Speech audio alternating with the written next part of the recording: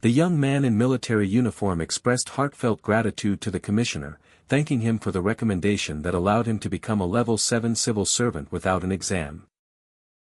The commissioner jovially told the young man to go forth and do his best, celebrating his new role as a National Intelligence Service special recruit while still in the military. The commissioner, with a broad smile, attributed the young man's success to his inherent luck, always believing he would make it. The young man humbly deflected the compliment, asserting his success was solely due to the commissioner looking out for him. The commissioner boisterously laughed, emphasizing that the young man knew the true reason for his recommendation, filling the young man with genuine happiness. The commissioner leaned in, chuckling, and began to reveal a significant upcoming benefit for the young man. The young man nervously gulped, an unspoken expectation hanging in the air as he awaited the commissioner's revelation. The commissioner, gesturing triumphantly, excitedly declared that the young man would soon be making double his previous salary. The young man's eyes widened in profound shock at the astonishing news of his significantly increased salary. The young man's eye gleamed with an ethereal glow, revealing a money symbol within his iris, fixated on the concept of salary. Double the salary? Kong Chang-song gasped, lost in a blissful vision of himself as an angelic figure in a swirling, money-filled paradise. 2 years later, Kong Chang-song was shown casually eating with a loud smacking sound, his hair slightly longer. In Dandong, China, a hand gently placed a plate of food onto a table. Kong Chang-song, leaning back contentedly in his chair, declared that fried pork ribs were the best. He narrated that he was earning 5 million won a month simply by sitting at home, as he reclined on his sofa. Kong Chang-song lay on his back, contemplating that some might consider his income a waste of tax money. Despite potential criticism, the narration asserted that he was performing very important work, shown by a high-tech camera setup. Kong Chang-song appeared momentarily dazed, lost in thought.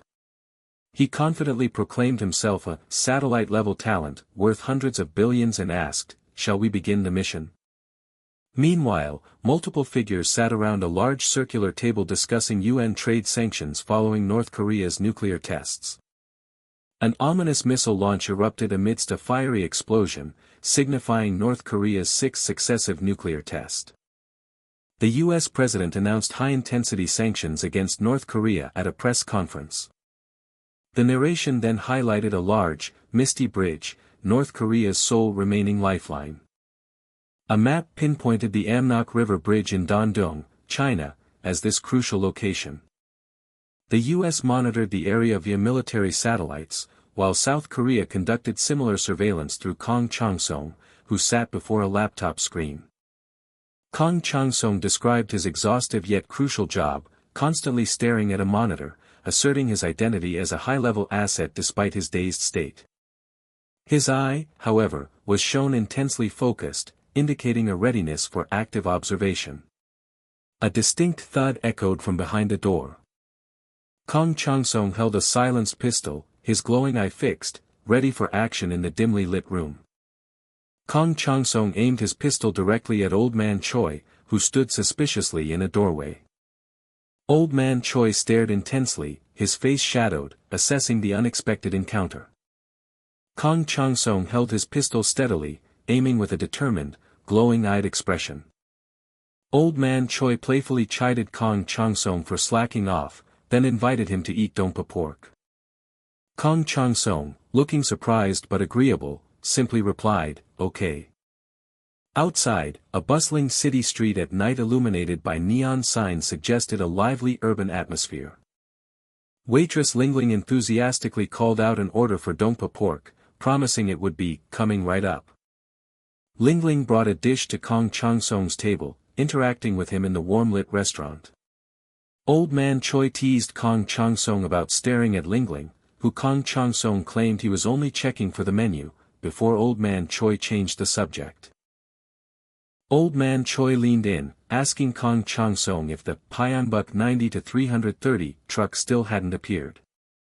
The narration introduced Old Man Choi as Kong Chang-song's senior NIS contact, and Kong Chang-song reported the truck had not yet appeared on the bridge.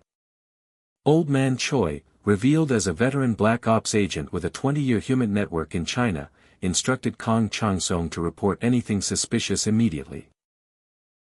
The NIS overseas organization operated as a point-to-point network, making Old Man Choi Kong Chang-sung's sole contact in Dandong.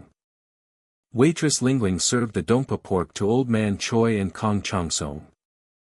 Lingling encouraged them to enjoy their meal, while Kong Chang-sung's thoughts drifted to her cuteness. Kong Chang-sung smiled broadly and happily thanked the waitress.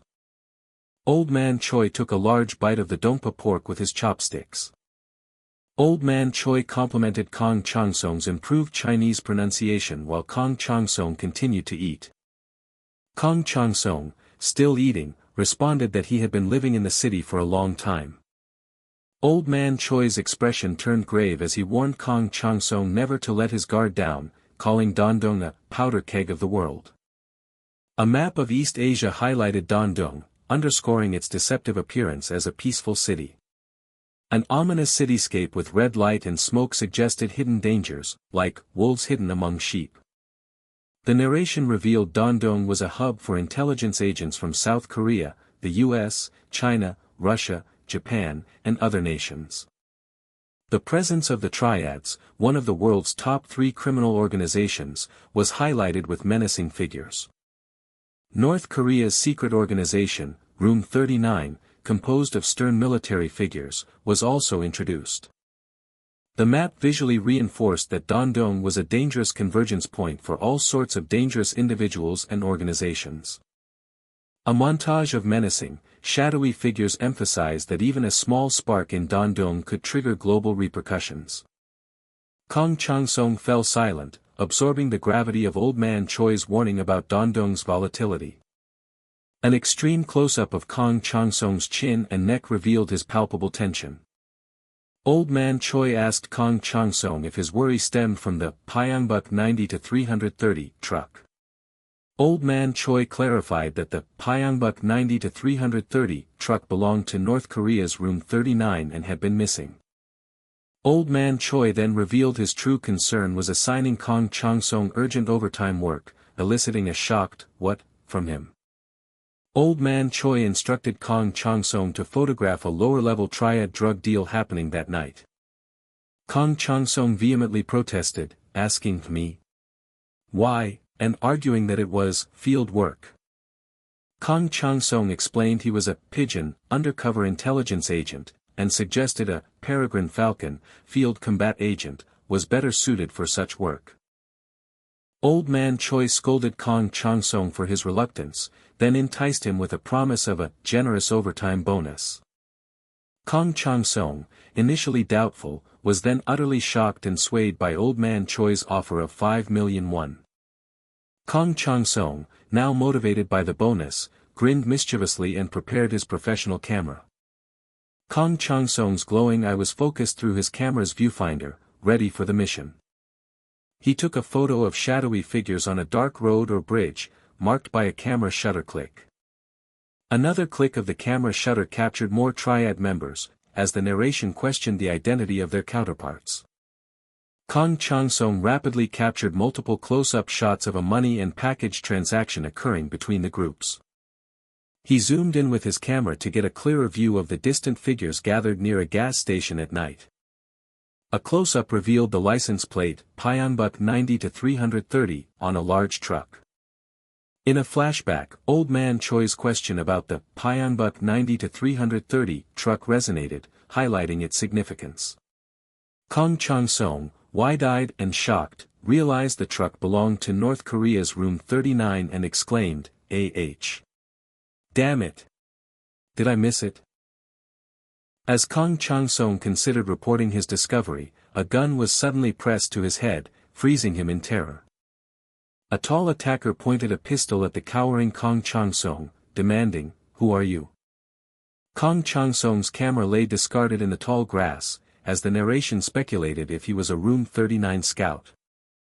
Kong Chang-sung desperately pleaded, "Wait a minute.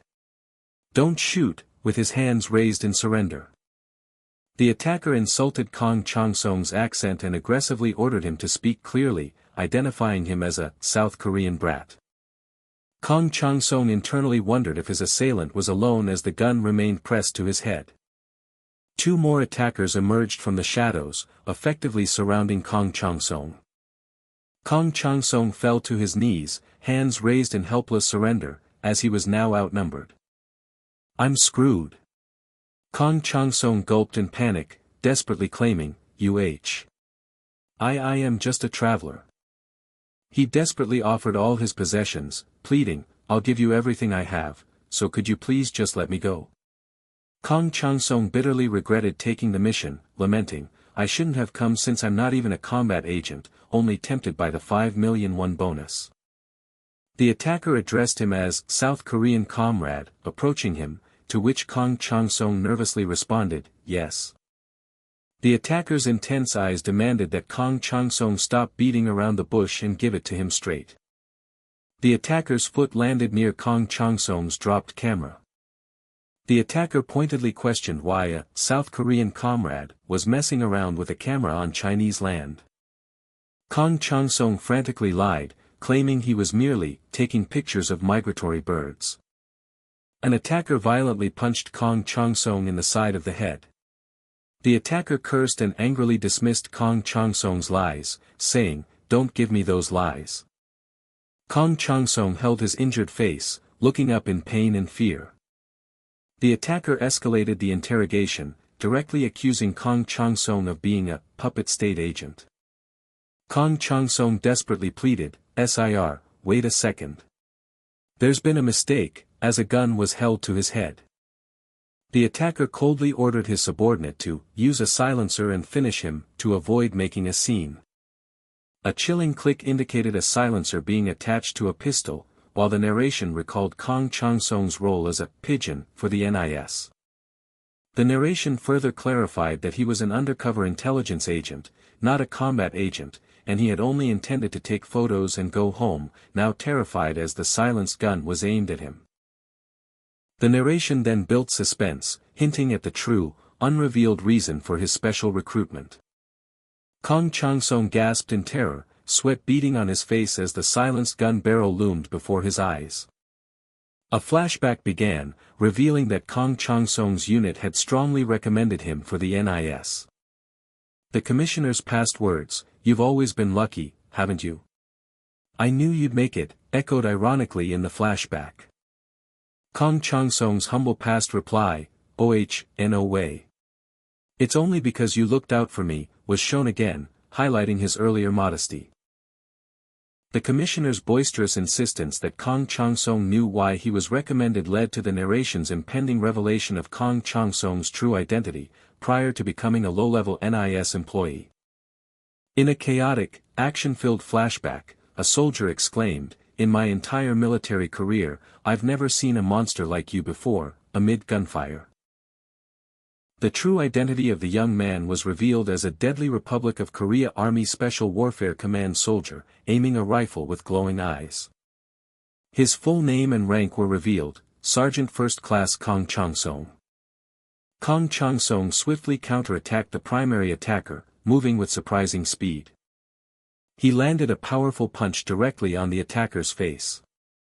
The attacker's pistol was violently knocked from his grasp, spinning through the air. As the first attacker recoiled, two other attackers opened fire on Kong Chang-song with a flurry of bullets and whistling sounds.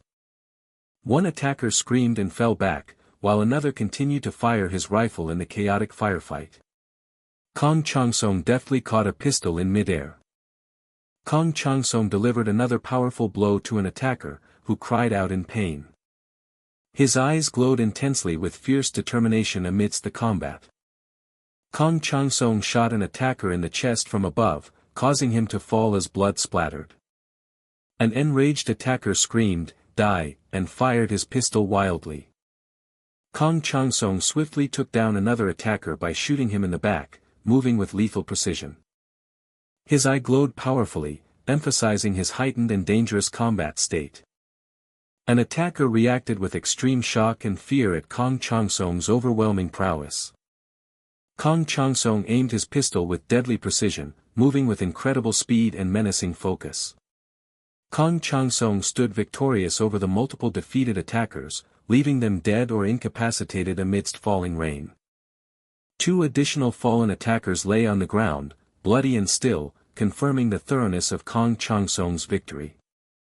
Kong Changsong grimly realized that the gunshots had alerted other forces, who were now converging on his location, cursing in the distance.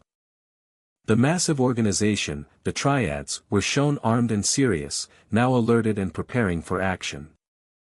The North Korean secret organization, Room 39, also stood armed and serious, converging on Kong Changsong's location. Kong Changsong, visible injuries on his face, grimly acknowledged the massive mess he had created, failing the intelligence principle of not getting caught. With glowing eyes and a dangerous intensity, Kong Changsong contemplated eliminating all the approaching forces, asking, "Should I just kill them all?" The final panel ironically contrasted Kong Changsong's official title of low-level NIS employee, with his true formidable capabilities. Kong Changsong's eyes sharply focused, conveying intense concentration amidst the blue speed lines. 4 armed men in suits fired their weapons rapidly in the chaotic night, their muzzle flashes illuminating the dark outdoor area. Kong Changsong crouched behind a vehicle, observing the situation tensely as gunshots rang out nearby. A strong red light emanated from the background, casting dramatic shadows on Kong Changsong's face and illuminating his glowing red eyes. The narration highlighted the terrible odds of 30 against 1, urging a strategy to secure an AK and create confusion, while an unseen man commanded, "Kill all the Chinese," amidst continuing gunfire. Kong Changsong expressed confusion and frustration, holding a suppressed pistol from behind cover as another gunshot was heard. Kong Changsong's hand carefully reached out from the dark, grassy area to pick up a camera labeled Aaron S4. Holding the camera to his eye, Kong Changsong expressed confusion about what was unfolding before him. The camera's viewfinder displayed a recording of 2 armed men in suits firing their weapons, one seemingly shooting another man in an industrial area. The camera recorded a bald man crying out in pain as he was shot, while another man in a dark jacket attacked him. Observing through his camera, Kong Changsong realized that the Triads and North Koreans were attacking each other, completely oblivious to his presence. A close-up showed Kong Changsong looking surprised and slightly nervous, still holding the camera in the dark. Kong Changsong looked down at his camera, pondering the reason for the chaotic turn of events and asking himself, why? He wondered if the North Koreans had mistaken his initial attack for that of the Triads, as armed men in military uniform shouted about their scouts being down and charged forward to attack. Kong Changsong further speculated if both sides had heard the gunshots and simply assumed they were under attack, watching as armed men in suits roared about the North Koreans shooting and charged into the fray. Alternatively, he considered that neither side had ever truly intended to make the deal, as men in military uniforms demanded to kill those bastards and take the money, while men in suits retorted, "We're not giving you the money. Hand over all the drugs." Kong Changsong calmly walked away from the chaos with an AK-47, acknowledging his good fortune, knowing that either way, I got lucky. He surveyed the desolate deal site, strewn with dead bodies and an abandoned vehicle, planning to investigate what caused the firefight and then get out of here fast. Even for a closed-down gas station, the setting seemed unusual for such an incident, prompting a worried cough from Kong Changsong. Kong Changsong cautiously pointed his AK-47 towards the eerie, abandoned gas station at night. He walked past the gas pumps, remarking on the unusual and reckless nature of a shootout occurring at a gas station, calling the perpetrators crazy. As he pondered what was worth reporting, Kong Changsong suddenly experienced a profound realization, indicated by a bright flash behind his head. With wide eyes and a slightly open mouth, Kong Changsong reacted with extreme shock and confusion to his new discovery, gasping.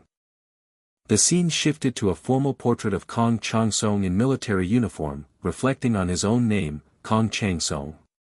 In a flashback, a middle-aged man in military uniform enthusiastically discussed Kong Changsong joining the NIS, praising him as a real legend.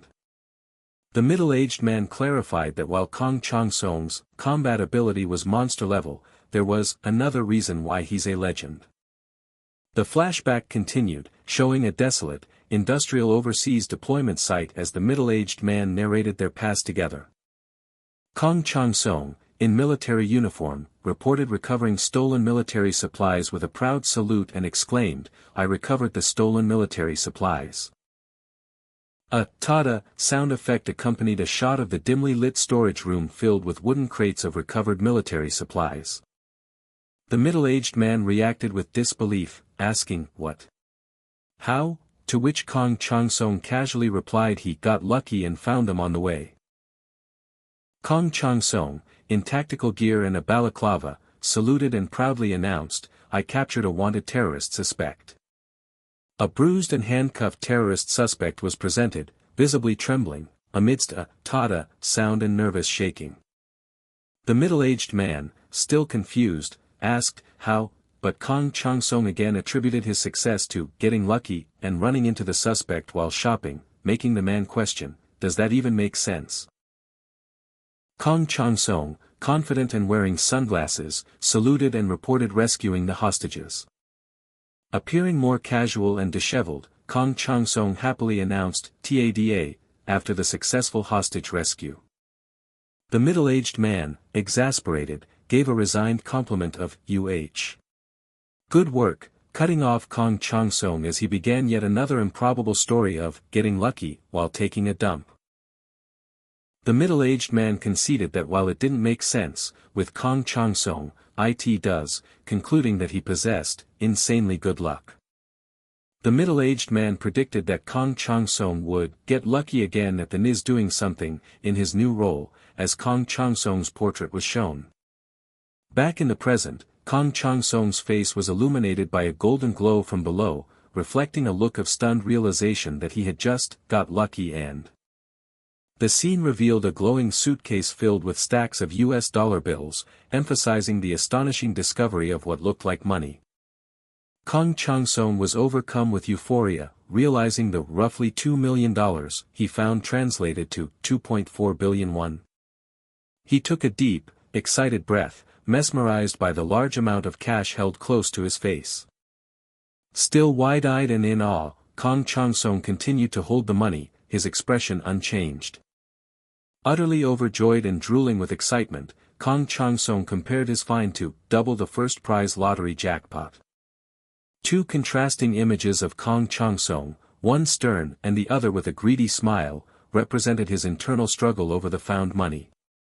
Kong Chang-sung recomposed himself, his eyes glowing orange with determination, and curiously smelled the money, resolving to get a grip and do what needs to be done. A security camera, CCTV, with a red light was shown, indicating it was actively recording.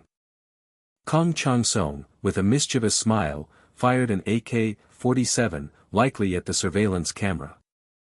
A CCTV monitor displayed multiple camera feeds, showing the building exterior and suggesting a surveillance infrastructure. Kong Chang-sung continued to fire the AK-47 with a determined expression, likely disabling more surveillance equipment. The glowing suitcase of money lay open, revealing stacks of dollar bills alongside several white bundles, indicating valuable contraband. With wide eyes and a smile, Kong Chang-sung enthusiastically dug a hole with a shovel. After removing nearby CCTVs and footage, a shovel was forcefully driven into the ground, illustrating the act of burial or concealment. The narration confirmed that the money and drugs, now in black hard cases and white bundles, had been buried near the gas station. Kong Chang-sung, his concealment mission successfully completed, rode away on a motorcycle. Through his helmet visor, Kong Chang-sung looked forward, deep in thought, as he rode his motorcycle. As his motorcycle wheel spun, Kong Chang-sung admitted to an internal conflict, stating, "I'm torn." In a reflective moment, he contemplated whether he should I tell old man Choi, my handler, recalling the stern, armed figure. The thought of the 2.4 billion won he came across during the mission was highlighted by a display of neatly stacked US dollar bills. He thought of his struggling family back in Korea, specifically his younger siblings, who grew up struggling without parents, prompting an internal debate. As he rode his motorcycle, Kong Chang-sung contemplated keeping his discovery a secret, asking himself, should I just stay quiet? His motorcycle drove past a security camera positioned on a dark, winding mountain road at night. The motorcycle continued on the road, with the security camera still in view overhead. A security camera recorded with its red light, seemingly unnoticed, even as Kong Chang-sung internally asserted, "No one will know anyway." The scene transitioned to a bustling, neon-lit Chinese city street at night, filled with multiple buildings and glowing signs.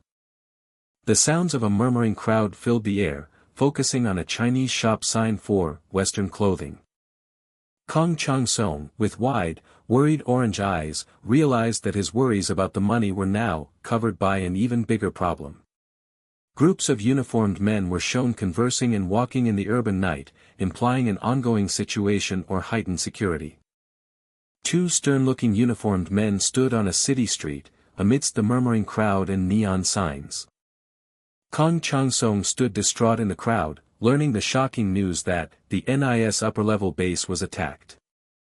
Old Man Choi, the respected Black Ops agent who had built human networks for 20 years, was introduced with a grim, serious expression. Kong Chang-sung reacted with wide-eyed shock and an open mouth to the disturbing news or realization, against a red background. Old Man Choi was shown severely injured or unconscious, on a stretcher, being rushed through a red-lit emergency environment. A hand pulled a white sheet over Old Man Choi's face, implying his death and the somber finality of the moment. A stark white sheet draped over a body confirmed the death. The narration confirmed the despairing realization, my only contact has been killed. Kong Chang-sung's face contorted in anger and pained determination, his orange eyes glowing as he reacted to the news. Kong Chang-sung stood resolute against an ominous red background, surrounded by the names of powerful organizations like Room 39 and Triads, realizing that his contact's death meant a bigger threat.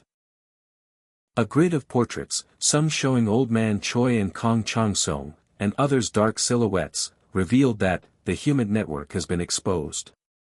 A document displayed Kong Chang-sung's official profile as a member of the National Intelligence Service, detailing his name, affiliation, and department. Kong Chang-sung stood defiantly in a blue-lit scene, surrounded by glowing blue projectiles, realizing the mortal danger he faced, acknowledging that, if I can't get out of China, I'll be killed. A vehicle sped down a dark highway, marked by a G228 sign, the sounds of its movement echoing through the isolated night.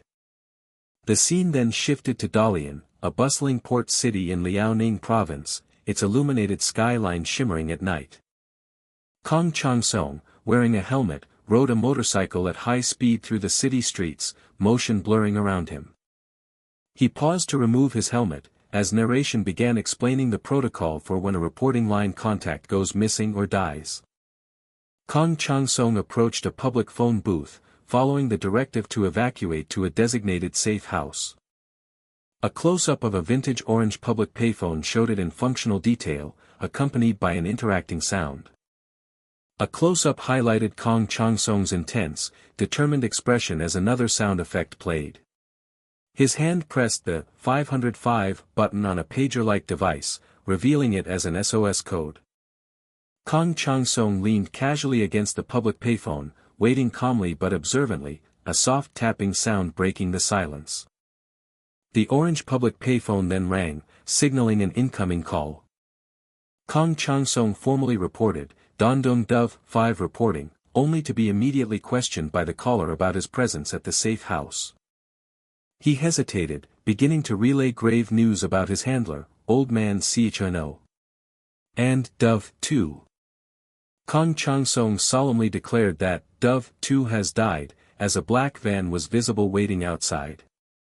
He anxiously expressed his fear of exposure, stating, I'm also at high risk of being exposed, so I'm in danger, his face showing worry and slight perspiration. Kong Chang-sung looked utterly surprised and confused by an unheard statement. A dark, masked figure violently struck, causing a bright, explosive flash against a cool blue background. Kong Chang-sung reacted with wide-eyed terror, his face slick with sweat, still holding the phone receiver. His hands were then shown handcuffed, resting constrained on his lap. Kong Chang-song sat handcuffed in a vehicle, lost in thought or resigned to his situation. A suppressed handgun was aimed down at the surprised Kong Chang-song, who was lying down. Kong Chang-song sat up, angrily asking, "Is this some kind of hazing ritual?" The man in suit, glasses, sternly dismissed questions and demanded fingerprints, his suppressed handgun held firmly. The man in suit, glasses, proceeded to scan Kong Chang-song's fingerprints with a small device. Kong Chang-song's finger pressed down onto a glowing blue fingerprint scanner. A digital image of the fingerprint was displayed, being processed on a screen. An official portrait of a man in military uniform was shown, bearing a Korean flag emblem. An off-panel voice confirmed Kong Chang-song's identity as Dandong Dove 5, surprising the man in suit, glasses. The man in suit, glasses, apologized for the security measures, justifying them for safety while still holding his suppressed handgun. Kong Chang-song sarcastically agreed to the security measures, then asked what would happen next, a hint of nervousness on his face. Kong Chang-song's head was suddenly covered with a dark cloth, eliciting a surprised or angered reaction. An off-panel voice instructed Kong Chang-song to get down, and then, after he asked about the location, commanded him to follow him without questions. Kong Chang-song peeked grimly from under the dark cloth, his expression wary and determined. The man in suit, glasses, instructed the handcuffed Kong Chang-song to remain in the sparsely furnished room until he received instructions from headquarters. The man in suit, glasses, warned Kong Chang-song not to leave, as a clicking sound suggested a lock securing the room. Kong Chang-song, now free of his handcuffs, appeared thoughtful as he was told to get some sleep. The man in suit, glasses, concluded, stating they would talk again in the morning. Kong Chang-song lay awake in bed late at night, the sound of a ticking clock marking the restless hours.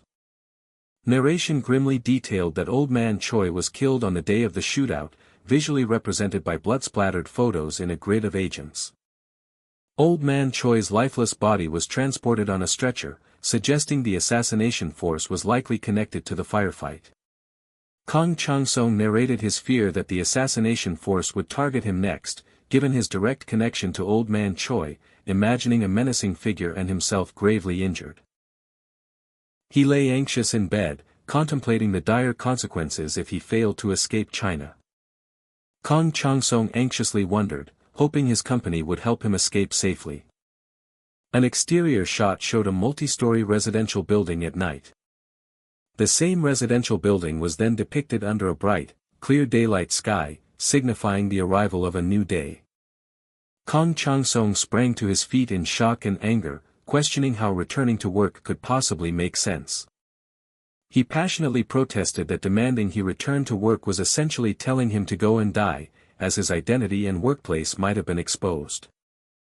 The man in suit, glasses, calmly stated that HQ had determined he would be safe, which Kong Chang-song vehemently dismissed as ridiculous. Kong Chang-song, visibly sweating, desperately demanded an explanation for why he was considered safe. The man in suit, glasses, began to explain, with a slight smirk. The man in suit, off-panel, revealed Kong Chang-song was merely an entry-level NIS employee, leaving him utterly dumbfounded and shocked. Kong Chang-song reacted with shock as the man in suit, glasses, explained his role as an agent monitoring the Yalu River bridge was widely known to various international intelligence agencies. The man in suit, glasses, further elaborated that these multiple agencies were aware of his existence but chose to leave him undisturbed. He added that there was no real benefit in eliminating you, and it's a hassle, leaving Kong Chang-song completely humiliated and gasping. Kong Chang-song, distressed and sweating, tried to articulate his importance, attempting to protest this dismissive assessment.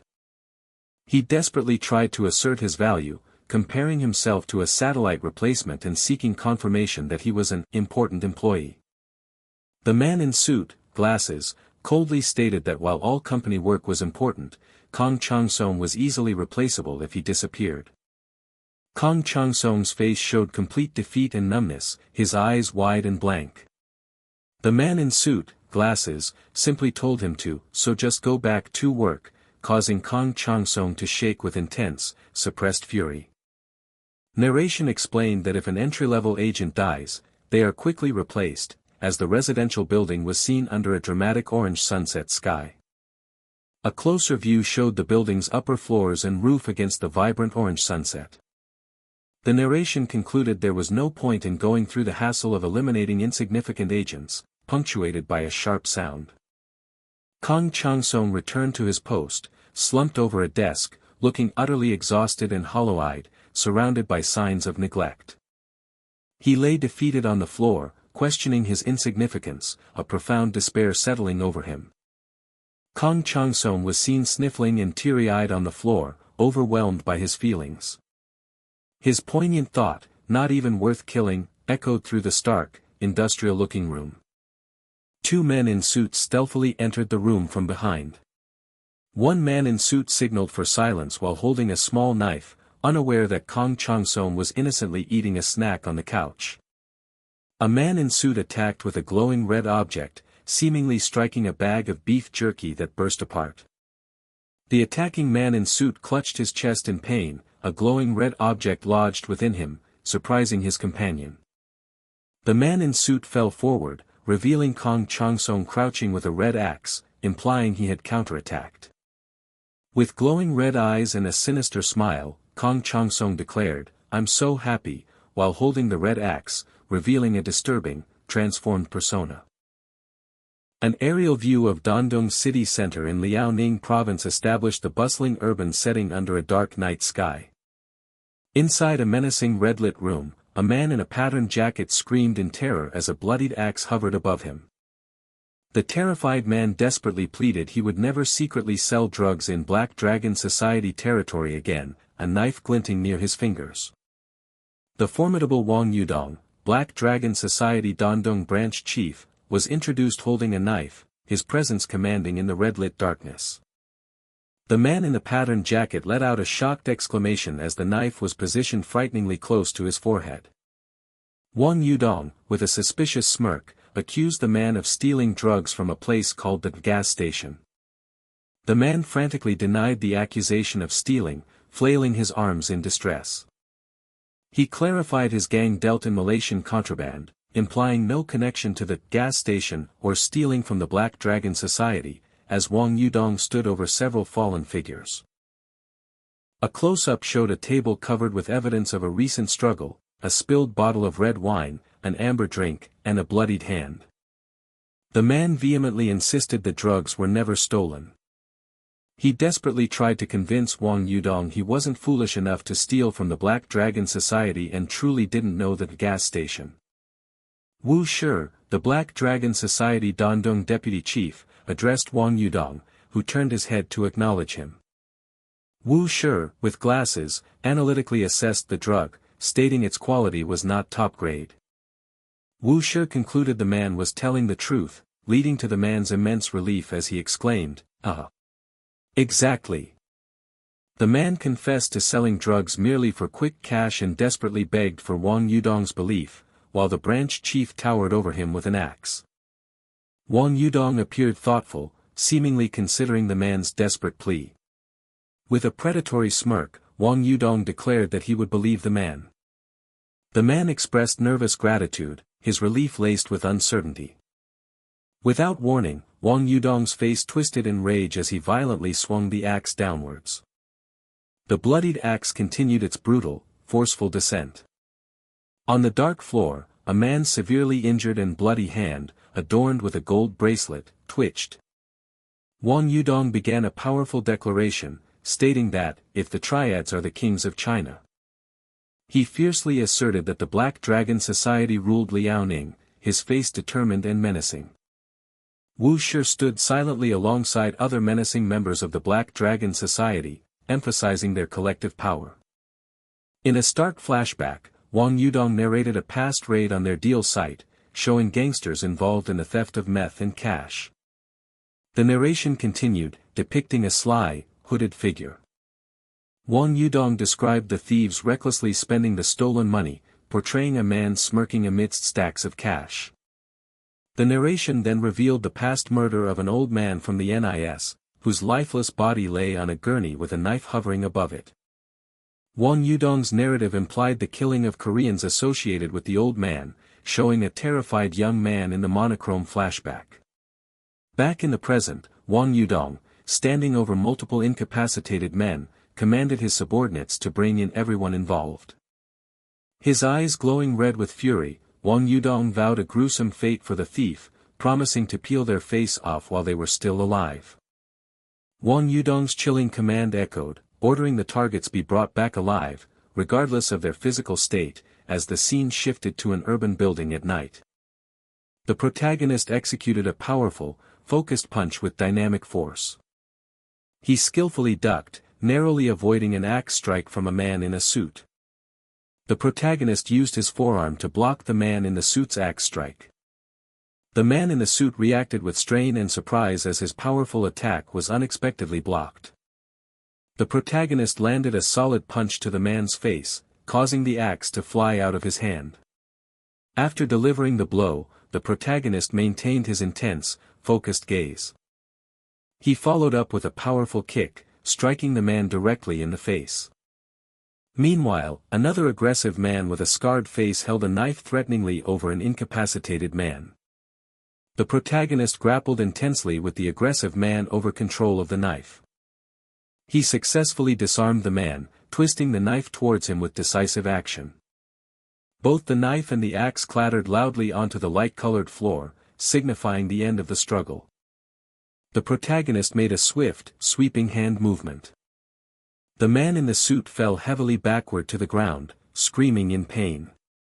The protagonist let out a surprised sound, looking over his shoulder at something unseen. An exterior shot of a residential building at night showed a calm urban scene.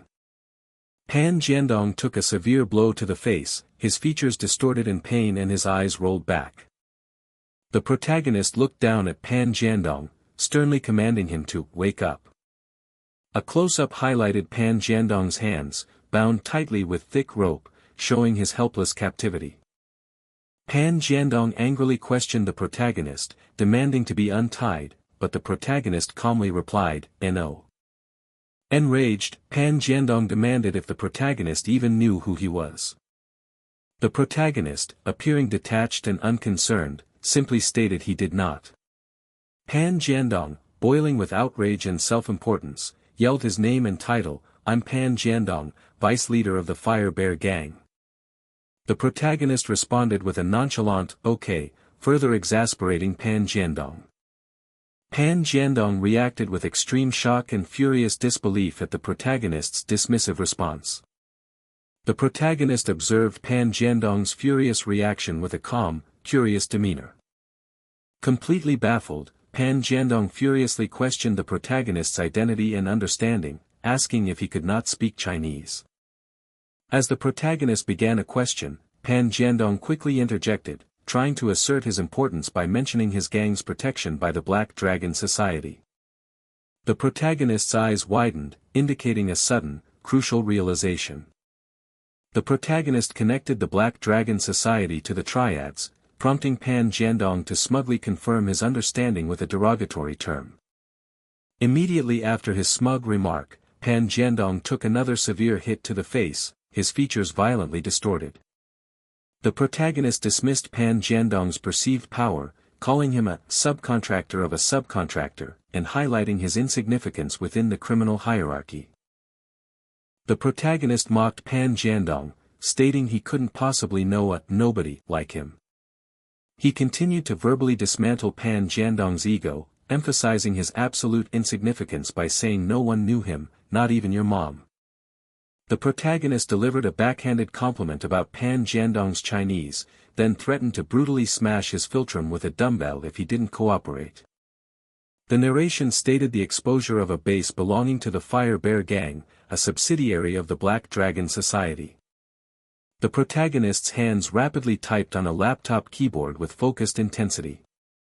The protagonist sighed, leaning back in his chair, having requested the closure of the newly discovered base to NIS headquarters. A flashback revealed the protagonist standing over a beaten Pan Jiandong, holding a dumbbell, showcasing the brutal interrogation. The protagonist narrated that he learned the Black Dragon Society killed Old Man Choi, showing a flashback of two grim uniformed men. He explained that Old Man Choi's murder was intended to disrupt a drug investigation, and the Fire Bear gang had only tried to capture Koreans in his building, showing a dead body being dragged. The protagonist revealed he was the one who had actually taken the cash and drugs, a fact unknown to the Fire Bear gang, as a glowing briefcase full of money and drugs appeared. The protagonist, wide-eyed and sweating, realized the severe consequences of his actions, understanding he would now be targeted by powerful criminal organizations and exclaiming, "I'm really screwed now." The protagonist calmly anticipated the imminent order to shut down the base. An email notification appeared on his screen as he contemplated his escape strategy from China. A hand decisively clicked the computer mouse. The protagonist received a shocking email: the base closure was denied, and he was assigned a new, dangerous mission to capture photographic evidence of the Room 39 leader, who was crossing a railway bridge within hours. Visibly distressed, the protagonist held his head in his hands, expressing his self-blame for the dire situation. The protagonist then gathered his resolve, lightly touching his face in a moment of serious determination. The distinct sound of a digital keypad lock being operated echoed through the area. The protagonist opened the door and looked out into a brightly lit hallway. His eyes widened in surprise as an unseen character abruptly addressed him with a derogatory term, "Itchy white kimchi bastard." A new, menacing male character with short red hair, backed by several shadowy figures, smirked as he confronted the protagonist, asking about his little brother. In movies, intelligence agents were always portrayed as secretive, classy, and undeniably sexy. The junior agent had, indeed, become somewhat sexy, at least in his own glamorous imagination. However, the reality of the job often brought him back down to earth, like a troubling buzzing sound interrupting his thoughts. The red-haired gang leader confronted him, demanding to know if his little brother was there, smirking maliciously as he brandished a knife amidst his murmuring gang members. The red-haired gang leader aggressively introduced himself as Wang Kujini, the boss of the Fire Bear gang in Dandong, as the junior agent reacted with confusion. The narration reflected on the mundane reality of dealing with such idiots, as a chibi junior agent mentally dismissed the boasting chibi red-haired gang leader. The junior agent let out a dismissive sigh, followed by a quiet, confident laugh. Enraged by the junior agent's mockery, the red-haired gang leader lunged forward, knife raised to strike. With a swift movement, the junior agent deftly blocked the knife attack with his bare hand. The red-haired gang leader, utterly shocked, struggled and cursed at his attack being thwarted. The junior agent then delivered a powerful, impactful punch. The force of the blow sent the red-haired gang leader flying violently through the air. He was thrown backward with a thud, his gang members watching in stunned disbelief. One gang member shouted to kill him, as others rushed the junior agent, armed with a bat, a hammer, and their fists. The junior agent's eyes glowed faintly yellow, signaling his readiness for the approaching combat. He swiftly dodged an incoming bat strike from a gang member.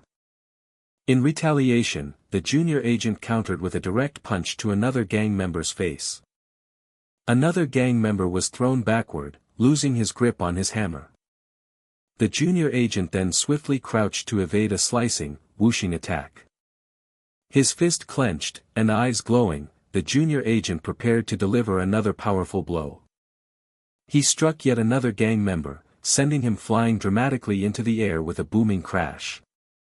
Two gang members expressed utter shock and disbelief, questioning how one man could take down four people instantly. Amidst the unconscious figures, the narration observed the stark gap between movies and reality as the junior agent casually bent down to pick something up. His hand grasped the claw hammer dropped earlier by one of the defeated gang members.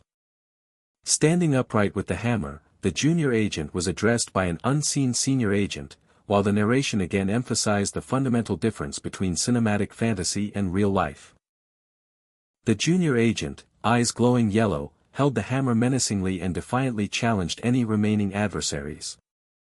A title card identified his official designation, National Intelligence Service low-ranking agent. Meanwhile, the unseen senior agent expressed his frustration, cursing the idiot junior agent for making him come all the way to Dandong in the middle of the night. As a car squealed, the senior agent complained about kids these days while observing the bustling, neon-lit night cityscape. A car door was suddenly flung open in the dark. The senior agent stepped out, spotting the junior agent in the distance, and identified him as Pigeon Number 51. Identifying himself by his codename, Peregrine Falcon Number 9, the senior agent leaned against a wall, deciding to observe the junior agent and assess his capabilities. A title card introduced the senior agent as an NIS Black Agent, Field Combat Specialist, as he made a cracking sound. The senior agent expressed surprise and confusion, questioning the junior agent's codename. The junior agent eagerly confirmed his identity as Pigeon Number 51 and inquired if the other agent was Peregrine Falcon Number 9.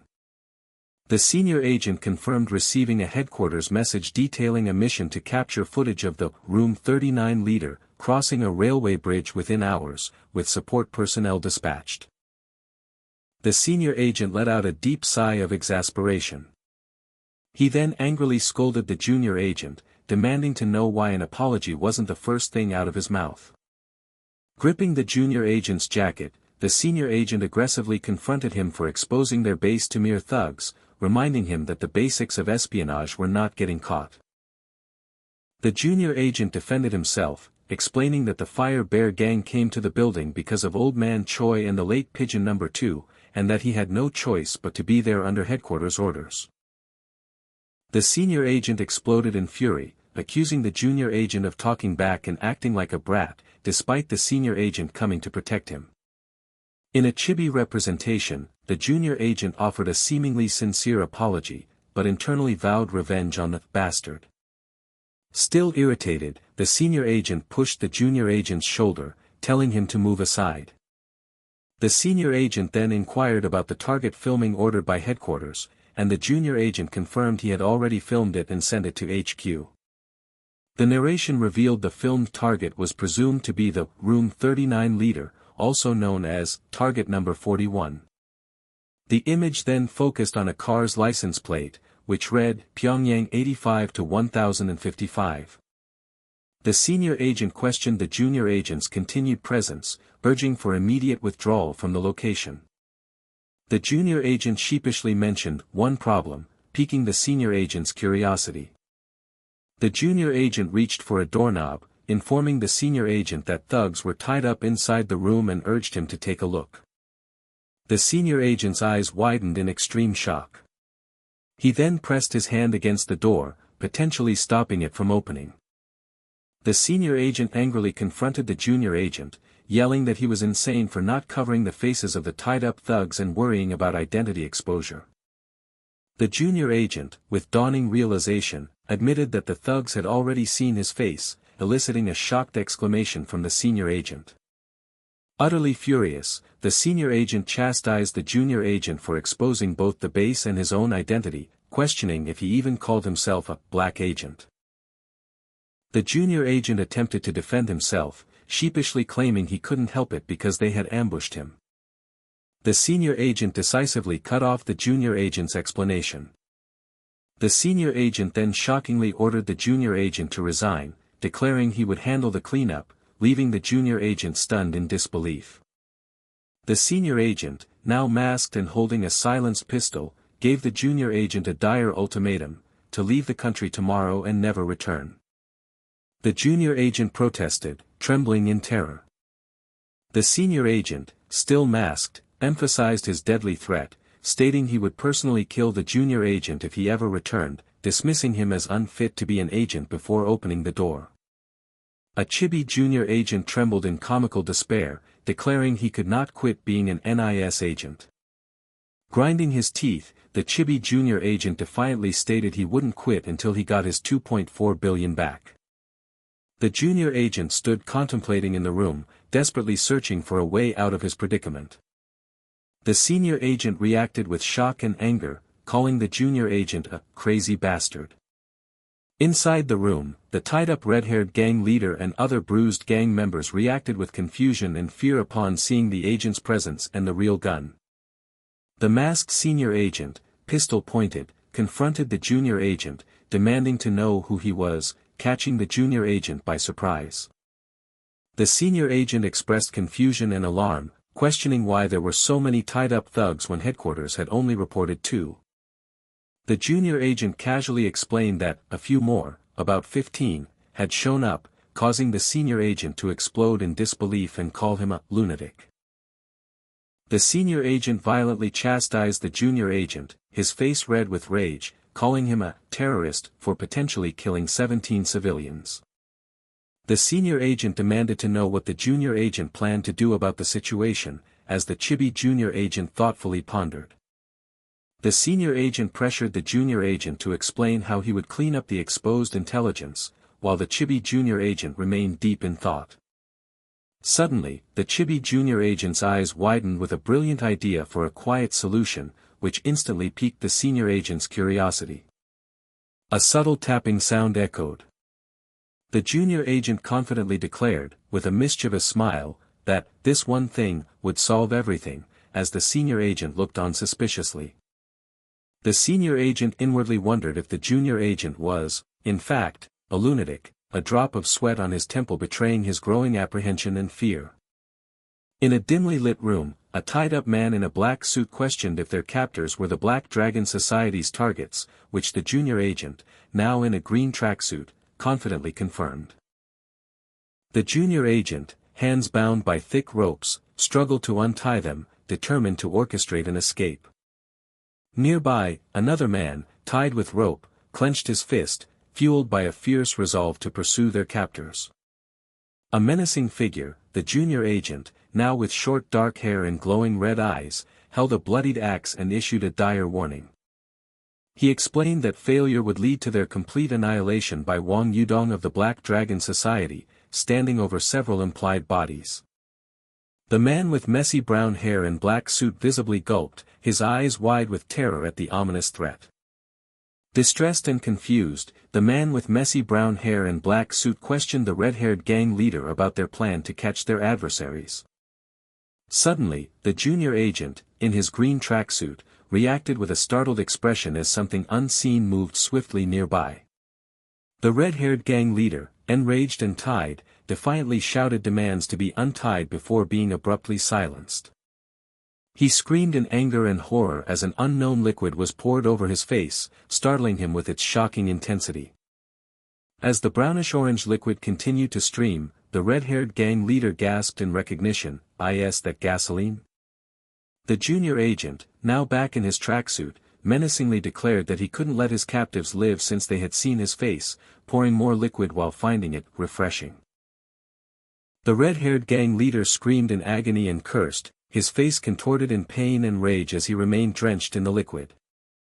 The junior agent ignited a lighter with a cruel smirk, preparing to set fire to the gasoline-doused captives, muttering, "Burn, you trash." Outside, a chirp broke the night silence as a multi-story building stood under a dark blue sky.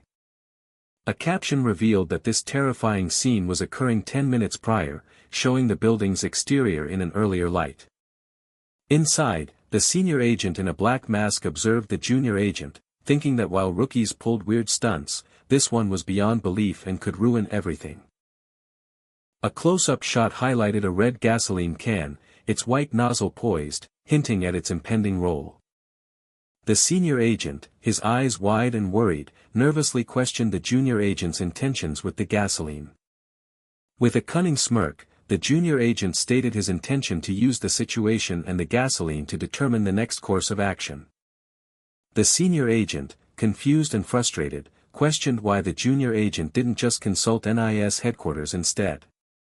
The junior agent, now depicted with an undercut and green jacket, challenged the senior agent, sarcastically asking if he expected the Fire Bear gang to provide solutions. As liquid glugged and the red-haired gang leader yelled, the junior agent internally noted that pouring this would make their brains spin faster.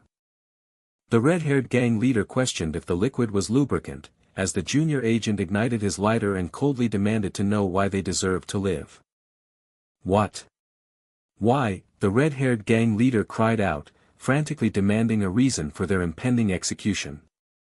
The junior agent clicked his lighter, explaining that being pursued by the Black Dragon Society was already a significant headache. He then delivered the chilling final reason, and you've all seen my face. The red-haired gang leader, bewildered and frustrated, pointed out with a baffled expression, you're the one who showed it to us, sir. The junior agent dismissively repeated, you've seen my face, multiple times, unfazed by the red-haired gang leader's exasperated attempts to argue his illogic. With an unsettlingly innocent smile, the junior agent looked forward, his cheeks blushed, repeating his absurd justification, you saw my face. The red-haired gang leader fell silent, a horrified realization dawning on him, I picked a fight with the wrong person. His internal thought continued, comparing the encounter to talking to a bear. The red-haired gang leader's internal struggle was further illustrated by a cartoon bear holding a lit lighter and a gasoline can nozzle, sternly demanding an answer. Desperate, the red-haired gang leader cried out, promising silence if they were released, I am sorry. If you let us go, we'll never speak of what happened today. He desperately pledged as the boss of the Fire Bear gang, to ensure his men kept quiet, while the junior agent responded with a subtle smirk. The junior agent dismissively declared, not buying it. Goodbye, as he ignited his lighter with a chilling flick. The red-haired gang leader screamed in terror, begging for a moment longer to come up with something. The junior agent stood by a door, a lit lighter silhouetting his form, silently waiting for a response. With a definitive click, the junior agent closed his lighter, extinguishing the flame in a temporary reprieve. He delivered a stark ultimatum, if you can't come up with a solution, you're dead, revealing his original mission was merely to find a suspect. The tied-up men, including the red-haired gang leader and the man with messy brown hair and black suit, reacted with extreme fear and panic. The junior agent emphasized the dire consequences, questioning if the Black Dragon Society would let that slide if their entire gang was humiliated by a single individual. The junior agent graphically explained that if the Black Dragon Society operated like the Triads, they would make an example of them, leaving them forever disgraced, referencing the specific style of world-recognized organized crime syndicates. He reinforced his threat, stating that if they couldn't prove their silence, they would simply have to die. The red-haired gang leader reacted with an audible gulp, gritting his teeth in fear and despair. All the tied-up men displayed intense collective fear, their faces contorted in terror. Renewing his threat, the junior agent relit his lighter and calmly asked if they had developed no ideas.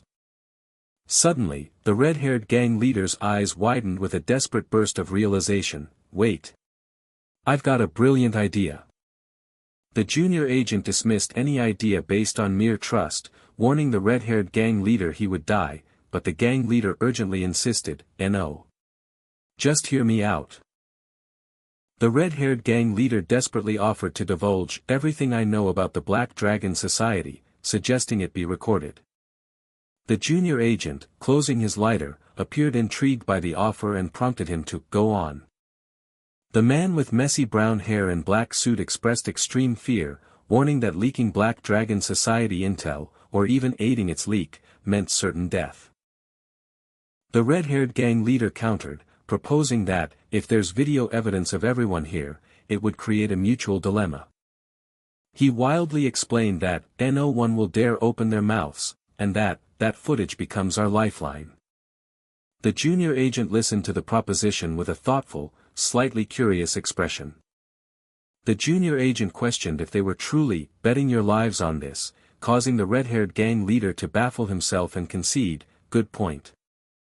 The junior agent pondered the situation, uttering a contemplative, His thoughts revealed a hidden motive: he needed to remain in China to secretly move his 2.4 billion won. He mentally assessed that his captives were merely buying time, and considered the potential benefit of obtaining intel on the Black Dragon Society.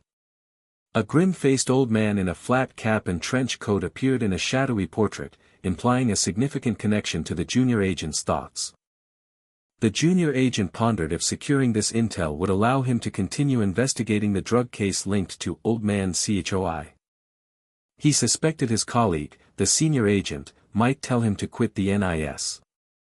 The senior agent, his face masked, looked down and let out a resigned sigh.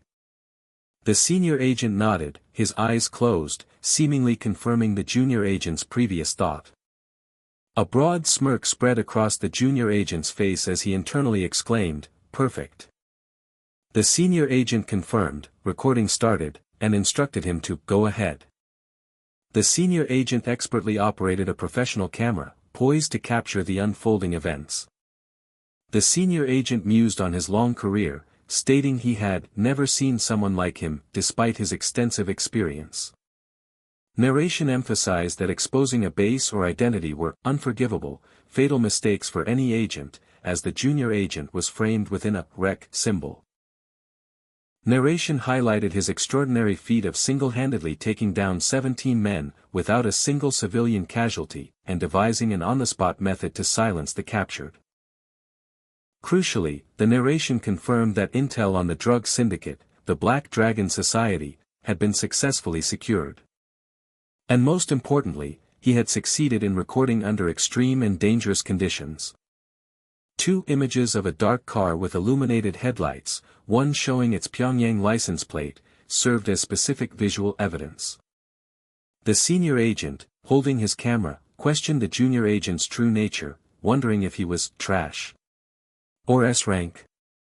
The junior agent announced that he was starting the recording for the statement, then paused, saying, "Now then." The junior agent, with a sinister smile, forced the red-haired gang leader to mutter his name and occupation into the recording, Fire Bear Gang Boss. Wang Chiujin. The senior agent, holding the camera, questioned Wang Chiujin if he truly intended to spill secrets, to which he nervously agreed, "Why yes." The junior agent verbally humiliated Wang Chiujin for his gang's defeat, pinching his jaw and teasing him about being a sensitive little guy. The senior agent, recording the scene, looked visibly surprised and slightly shocked by the junior agent's behavior. Holding his forehead in exasperation, the senior agent thought with a silent stare, the organization looks like they picked a real lunatic. The NIS declared a mission success for Pigeon number 5, set against the formal backdrop of a government building flying the South Korean flag. A serious young man in a dark blue military uniform and beret was highlighted, likely a key figure in the operation. A woman in a black suit reported that they had captured footage of Room 39's drug division head visiting Dandong, a figure who had previously completely concealed his presence. Contextual notes appeared, explaining Room 39 as a secret North Korean organization, with visual evidence showing a dark car bearing a Pyongyang license plate. Deputy Director Nam Wonbong reacted to the intelligence, finding the drug division leader's rare exposure highly unusual. Deputy Director Nam Wonbong, head of the NIS Overseas Division, questioned why someone of that rank would move personally, expressing his concern. He then connected the activity to a recent, unexplained gas station incident between North Korea's Room 39 and the Triads, displaying a violent shootout. Deputy Director Nam Wonbong, exasperated, pressed for a conclusion, questioning why the incident remained unexplained. The woman in the black suit confirmed the lack of conclusion, stating that the two factions were provoked into a fight. Security camera footage depicted a close-quarters struggle, showing a bald man screaming and holding a pistol as another man attacked him. The woman revealed the aftermath: 20 kilograms of meth and $2 million were stolen, and the culprit vanished without a trace. She then asserted that there were only 2 possibilities for such an incident. Deputy Director Nam Wonbong listened intently, his pensive expression reflecting the gravity of the situation. The first possibility, she explained, was that either the North Koreans or the Triads had orchestrated and covered up a large-scale false flag operation, as a menacing crowd was shown. The woman presented the second possibility, that an unknown, highly trained third party was responsible for the incident. She concluded the second possibility, emphasizing the complete mystery surrounding this third party's identity and motives. Deputy Director Nam Wonbong reacted with a sigh of frustration and stress, running a hand through his hair. He admitted that the second possibility gave him chills, his expression serious as he adjusted his glasses. Illustrating his point, a lone figure in a dark hoodie walked away from a bloody scene, leaving two deceased figures behind, embodying the described professional. Deputy Director Nam Wonbong finished his thought, linking the professional to the disappearance with the spoils, as the woman in black suit prepared to elaborate. The woman suggested that only legendary killers, naming Babaya or Barcode, could pull off such an operation, as two shadowy assassins appeared. Deputy Director Nam Wonbong warned that if this individual continued, Dandong, already a powder keg, would inevitably turn into a battlefield, depicting a montage of chaotic figures and blood. He then prioritized capturing Room 39's drug division leader, deferring further investigation into the third party. The woman in the black suit confirmed their objective to capture the leader alive this time. Deputy Director Nam Wonbong issued an urgent order to mobilize every available agent immediately, highlighting Dandong on a map. Sternly pointing his finger, Deputy Director Nam Wonbong formally declared the operation to capture Room 39's leader to commence immediately. A title card dramatically introduced the focus, the lowest-ranking NIS agent. Elsewhere, an unseen man with a red ponytail angrily questioned who parked so inconsiderately, blocking an entrance. The man with the red ponytail then confronted two older men, threatening them and asserting his group's right to park as they pleased.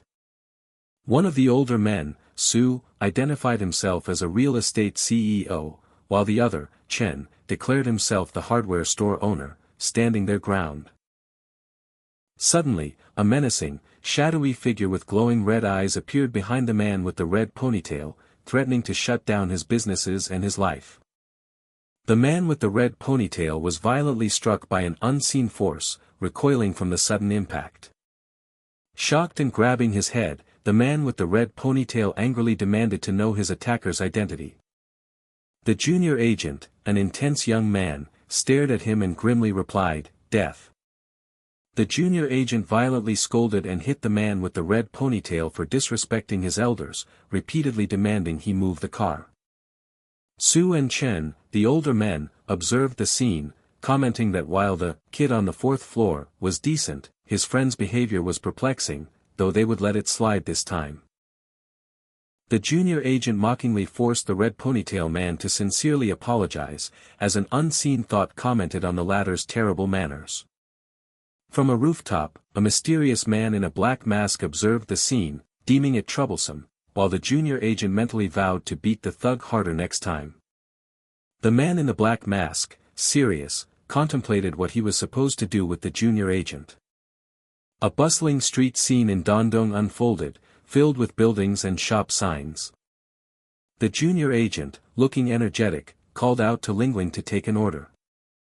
Lingling, a woman in a red cheongsam, turned with a surprised and happy expression, indicating a reunion.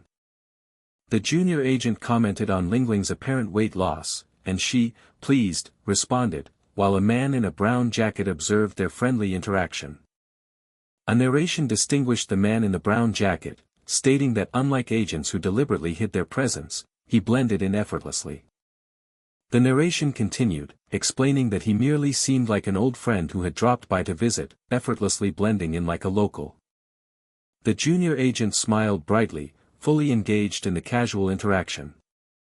The narration mused on whether the junior agent was truly a good agent, as Lingling smiled cheerfully and made a peace sign. The man in the brown jacket appeared pensive, lost in thought. His eyes suddenly widened in alarm, suggesting a sudden realization or discovery. The man in the brown jacket received an urgent mission message on his smartphone, instructing all agents to report immediately to base, Pigeon number 1, and recognized it as a perfect opportunity. His eyes narrowed with determination after receiving the mission. The junior agent expressed concern that he would have nowhere to stay due to the temporary base shutdown. The man in the brown jacket dismissed his concern, stating that his punishment was the real issue, which surprised the junior agent. The man in the brown jacket sternly asked if the junior agent knew the first rule of their organization. The organization's motto echoed, "We work in the shadows, striving toward the light." The man in the brown jacket explained that the foundation of espionage was remaining undetected, and the junior agent's exposure consequently disqualified him as a black agent. He warned the shocked and sweating junior agent that if he reported this, the junior agent would be fired immediately. However, valuing his performance, the man in the brown jacket offered him one final chance. The junior agent looked confused and curious, questioning the meaning of final chance. The man in the brown jacket informed him that a full assembly order had just been issued, though he didn't know the mission specifics. He delivered a stern warning, his eyes glowing blue, stating that if the junior agent failed, he should leave immediately. He further emphasized the severity, stating that the junior agent would never set foot in China again, making the junior agent sweat with seriousness. The junior agent smiled nervously, acknowledging his lack of options by asking if he had any other choice. The man in the brown jacket countered with a rhetorical question, asking if he wanted to be fired on the spot. The junior agent enthusiastically accepted, giving a chibi thumbs up and praising his senior, while internally cursing his situation. With a determined and desperate expression, the junior agent trembled slightly as he vowed to succeed in the mission no matter what, driven by his responsibility to his 5 family members. The NIS base, Forest Path Bar, was introduced, and an unseen agent in a black mask asked if someone had been there often. The agent in the dark jacket and beanie replied it was his second time, identifying it as the base for pigeon number 1 and number 3 as they walked up the stairs. The man in the brown jacket explained that all regional agents would be gathering there, displaying a map highlighting Dandong. The agent in the dark jacket and beanie sternly warned the newcomer, the man in the brown jacket, not to do anything that broke the rules. The man in the brown jacket submissively replied, while the narration clarified that breaking the rules meant calling fellow agents by their real names. A cheerful man identified as pigeon number 1, holding a beer mug, loudly greeted Day Gun upon his arrival. Pigeon number 1 invited them over, and the agent in the dark jacket and beanie greeted him as Brother Il Ho. The man in the brown jacket, exasperated, corrected the agent in the dark jacket and beanie, explaining that pigeon number 1 just called people whatever he wanted and that pigeon number 1 goes by Brother Il Ho. Pigeon number 1 then called out Hyanguk for the agent in the dark jacket and beanie, and the man in the brown jacket confirmed that from now on, his name was Hyanguk. The 3 agents were now seated, and pigeon number 1 cheerfully welcomed Hyanguk to the group. Pigeon number 1 happily introduced himself as Brother Il Ho, and Hyanguk respectfully replied that he looked forward to working with him. Hyanguk quietly questioned why his name was Hyanguk, and the man in the brown jacket whispered back, humorously suggesting it was better than Jiamri or Samsoon. Pigeon number 1 then boisterously called out to Samsoon for 2 beers. An unseen Samsoon replied that the beers were coming, as a chibi Hyanguk covered his mouth, visibly amused. A door slightly opened, accompanied by a creaking sound. Hyanguk, hearing footsteps, looked surprised and began to question how someone's name could be Samsoon. The panel focused on a woman's torso, showing her long hair, white shirt, black tie, and ID badge, as clear footsteps suggested her arrival. Hyanguk was left awestruck, barely able to utter Samsoon is. Upon seeing her. In a dimly lit, blue-hued room, the big brother, a man with short dark hair, lit a cigarette with a grim expression, as members of the Black Dragon Society spoke in Chinese. He then exhaled a plume of smoke, his pensive gaze sweeping over the bloody scene where several dead men lay on the floor. From his seat, the big brother issued a chilling command to his bowing subordinate, dispose of the heads and hands separately. He expressed frustration over their failed interrogations, stating they had beaten every suspicious bastard we could find, but we got nothing, prompting Wu Shi to suggest seeking an explanation. The big brother smoked thoughtfully, revealing that the explanation from room 39 says that the gas station incident wasn't an inside job. He then turned to Wu Shi, asking for his opinion, to which Wu Shi formally replied, "Big brother." Wu Shi informed the big brother that the head of room 39 drug division, Director Choi, has arrived in Dandong, causing the big brother to abruptly stand up in surprise and anger.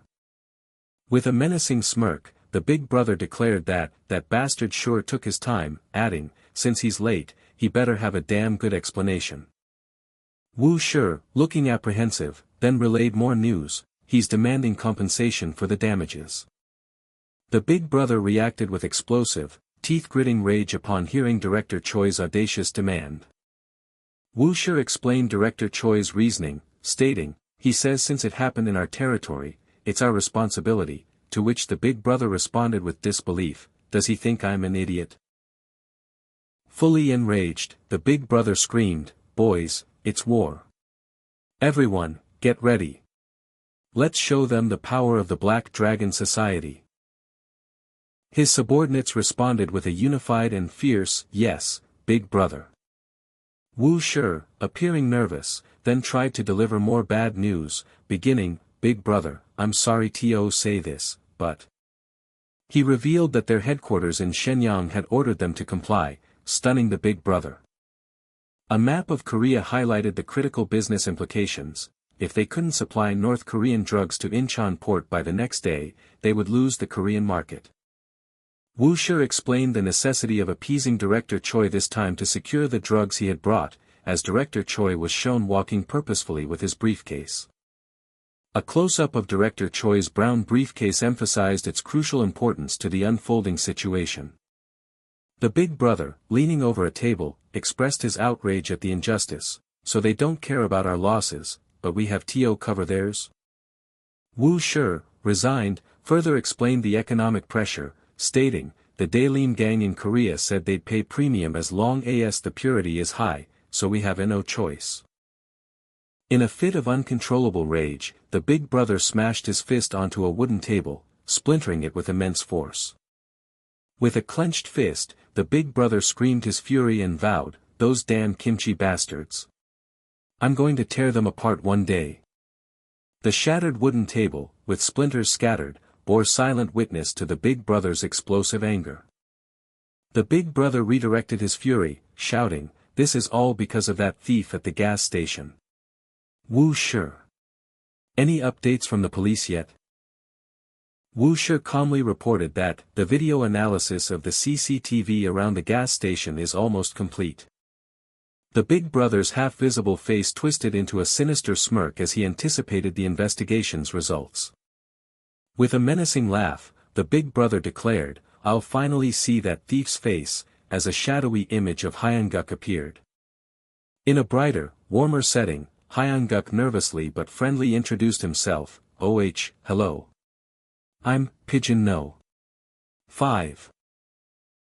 The man in the purple jacket jokingly remarked on Hyanguk's codename, finding it unusual for someone so tough, much to Hyanguk's slight embarrassment. Samsoon confidently introduced herself as Pigeon No. 3" while holding 2 beer mugs. The man in the purple jacket jovially exclaimed, "Yep. That's Samsoon. And this is Hyanguk. Get along well." Hyanguk's mind raced, completely smitten, thinking, "Whoa. She's gorgeous." Still captivated, Hyanguk thought, seriously stunning, while Samsoon looked at him with a hint of annoyance. Hyanguk flinched, startled, as a beer mug was abruptly placed near him.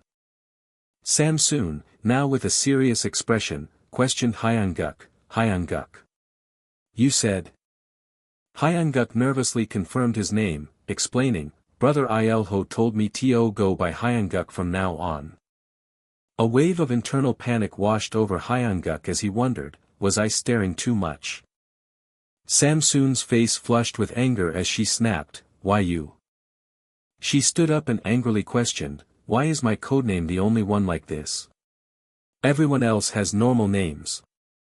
The man in the purple jacket enthusiastically defended the name, giving a thumbs up and explaining that the female lead in a popular drama was Samsoon. Samsoon, arms crossed, expressed her disinterest, "Ugh. I don't know anything about that," but the man in the purple jacket insisted the top actress had played Samsoon. Hyanguk, holding a beer mug, felt relief, thinking, "I was nervous about meeting the other agents, but I'm glad they seem like good people. He contemplated, I guess not everyone here has a bad personality, as the man in the purple jacket looked towards him. Suddenly, the man in the purple jacket turned hostile, demanding, what are you staring at, you prick? You little b-dash. Ilho clapped his hands twice, calling for everyone's attention. Attention. He then announced to his team that they would go over tomorrow's operation. The man in the purple jacket interrupted, pointing out, the other agents aren't here yet. Ilho clarified that the rest will join us tomorrow, adding, for now, our youngest, Hyanguk, has a job to do. Hyanguk reacted with surprise, pointing to himself and asking, me? Ilho smiled broadly, beginning to explain Hyanguk's mission, referencing the owner of the CRU photographed yesterday. A luxurious black sedan, the subject of Hyanguk's earlier photography, was shown. A close-up focused on the car's North Korean license plate, reading, Pyongyang 85 to 1055. Ilho revealed the car's owner to be a high-value target who rarely shows his face, the head of North Korea's Room 39 drug division, as Director Choi was depicted in front of a North Korean flag. Ilho speculated that, the reason someone of his level is moving personally is likely because of that gas station incident of unknown origin. Hyanguk, depicted in chibi style, flinched and gulped, as Ilho mentioned rumors that someone stole their money and drugs. Ilho reiterated the mission's critical goal, whatever the reason, we must capture the drug division leader this time. He then revealed the target's current location, he's currently staying at the Xianwei Hotel. Ilho explained their urgent plan to snatch him before he meets them, as Director Choi and his men moved covertly. Ilho outlined Hyanguk's specific undercover tasks. Hyanguk, you will go undercover as a hotel guest, then, capture the target's face on camera, and tail him if he moves. Ilho summarized Hyanguk's role, in other words, you'll prepare the kidnapping, before asking any questions. Hyanguk, looking hesitant, raised a hand and addressed Ilho, correcting himself, Pigeon No. 1, I mean, Brother Ilho. He expressed concern about his current camera's size, my camera is a bit too big. If you have a smaller one, could I borrow it? The man in the purple jacket playfully teased, hey now is this your first mission? You can't use a regular camera, while Ilho instructed Samsoon, do the honors. With a serious expression, Samsoon pulled Hyanguk closer, offering, let me take a look. Hyanguk reacted with flustered surprise, blushing as Samsoon leaned in close, causing his heart to pound. Samsoon's hands moved intimately over Hyanguk's jacket. With a confident, slightly smiling expression, Samsoon explained, excuse me for a moment. I'm looking for a place to hide the body cam on your clothes. Hyanguk, wide-eyed and blushing, internally urged her, take your time. As his heart continued to pound. With his eyes closed and blushing, Hyanguk internally reconsidered his initial plan, thinking, I was planning to quit as soon as I got my money back, but maybe staying a little longer wouldn't be so bad. The narration set the stage for the upcoming operation, emphasizing the need to make sure the kidnapping goes according to plan before he meets the Black Dragon Society tomorrow. The Xianwei Hotel, a tall, modern building, was prominently displayed as the setting for the operation. An elevator display showed B3 as an unidentified speaker complained, this elevator is taking forever. Two men in dark suits waited impatiently by the elevator, asking, where is Director Choi? Wu Shi informed the big brother that Director Choi was in room 1305, as the Black Dragon Society's Dandong branch, composed of stern-looking men, prepared. Wu Shi then announced he had just received the photo of the gas station thief from the police, holding out an envelope. The big brother's eyes widened intensely, filled with anticipation and anger. Wu Shi handed the envelope containing the thief's photo to the big brother. The big brother tore open the envelope, a menacing smirk on his face as he identified the thief as, this little rat. With a sinister smile, the big brother vowed, "Find this bastard. I'll skin him alive myself."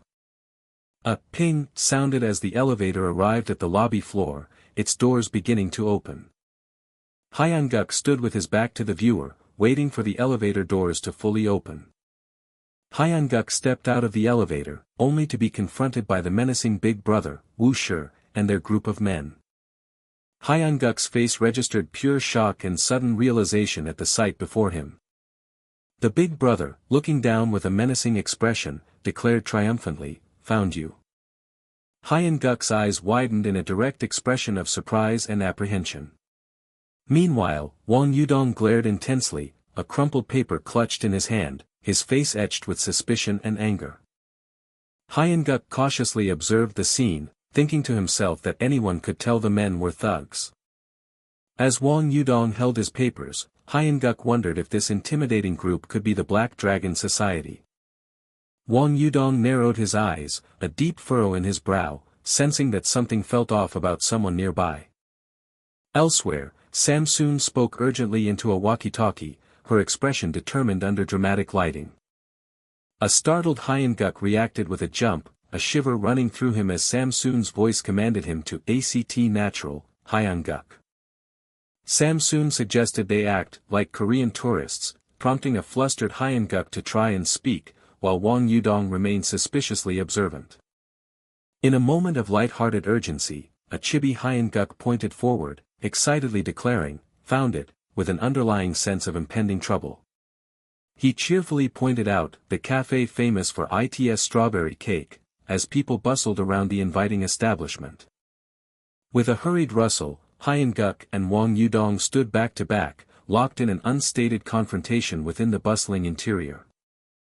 With a sudden grab, Wang Yudong seized Hyanguk's arm from behind, startling him as he exclaimed, "Hy."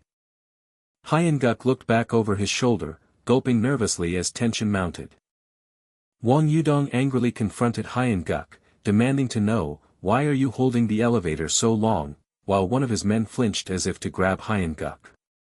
Hyanguk's face, etched with shadows, showed a serious and determined resolve as he looked over his shoulder. Samsoon urgently reminded Hyanguk to act like a tourist, and he reacted with a startled, "Oops" expression.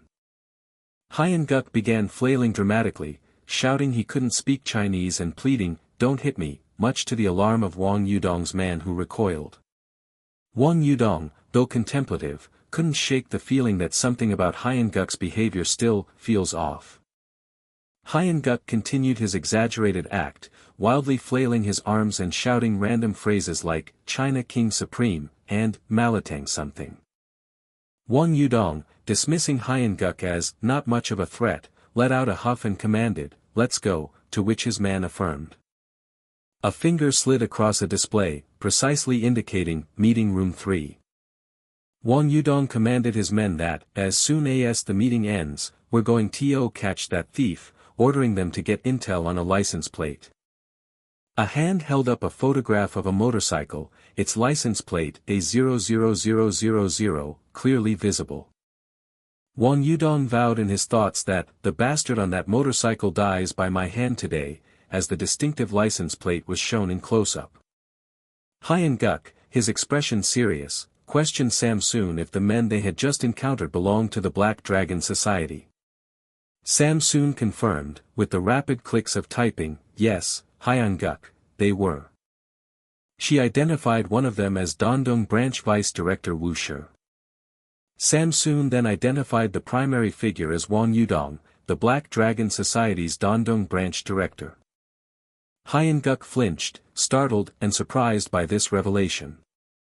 Samsoon added that Wang Yudong was the one the Bear Gang mentioned, linking him to a tied-up man seen previously. A grim scene flashed, a hand pulled away a cloth, revealing the bloodied, startled face of a middle-aged man. Hyanguk's teeth ground together as intense anger flared, realizing this was the one who killed Old Man Choi. Hyanguk speculated that the opposing groups had already made contact, as the sun began to set over the modern hotel. Samsoon then asked Hyanguk, seated contemplatively with his coffee and cake, "Shall we proceed with the operation?" Samsoon declared into her walkie-talkie that the operation will continue as planned, even with the Black Dragon Society as a new variable. The mission's objectives were clear: blocking the Black Dragon Society's meth exports was crucial, but extracting intel about North Korea's Room 39 was paramount. An organizational chart with the North Korean flag at its apex emphasized that gathering this intel remained the mission's top priority. In a dimly lit room, an older man, tapping quietly on a keyboard, issued a command to 2 all-black agents under Pigeon No. 1 Foot's command. The male voice continued, announcing that Hyun-guk would signal the optimal time to strike, as 3 silhouetted men stood confidently in bright light. Hyun-guk gulped, feeling the immense pressure as the voice stressed, "Hyun-guk, this mission's success rests on your shoulders." A sudden exclamation mark indicated Hyun-guk's abrupt realization or alarm.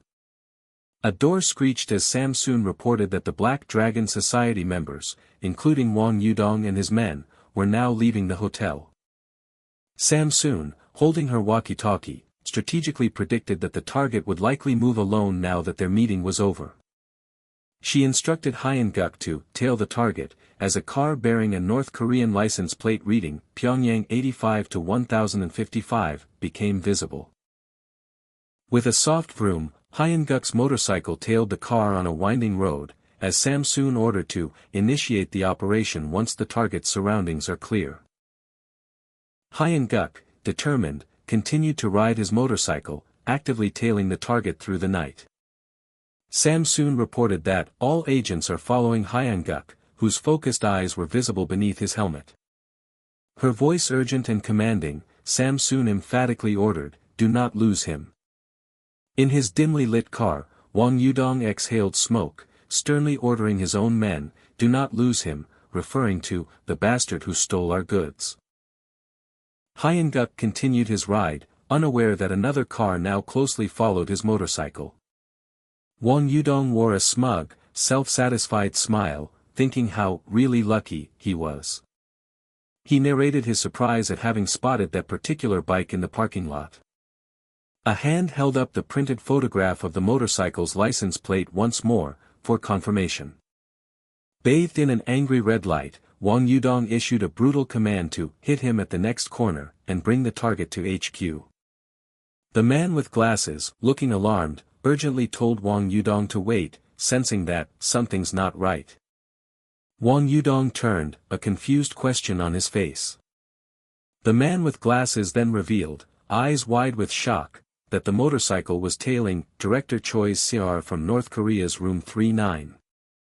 Wang Yudong reacted with shocked disbelief and anger, questioning, why is he with Director Choi? With a vroom, the motorcycle and car continued their tense journey down the winding road. Trembling, the man with glasses wondered if this meant they were working together, desperately asking Wang Yudong, "What should we do, big brother?" Enraged, Wang Yudong roared, "Those damn North Korean bastards are playing US. Chase them now," and ordered his men to arm up. The angry man, bathed in red light, was none other than Director Choi Young-gil, head of North Korea's Room 39 drug division.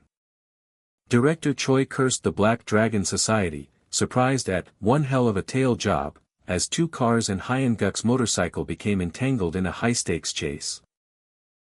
His driver urgently reported, "Director. We'll reach the safe house in 10 minutes, to which Director Choi commanded, "Drive. Don't stop for anything." Director Choi, sweating and furious, yelled in disbelief, wondering why are they tailing US so openly, despite their deal.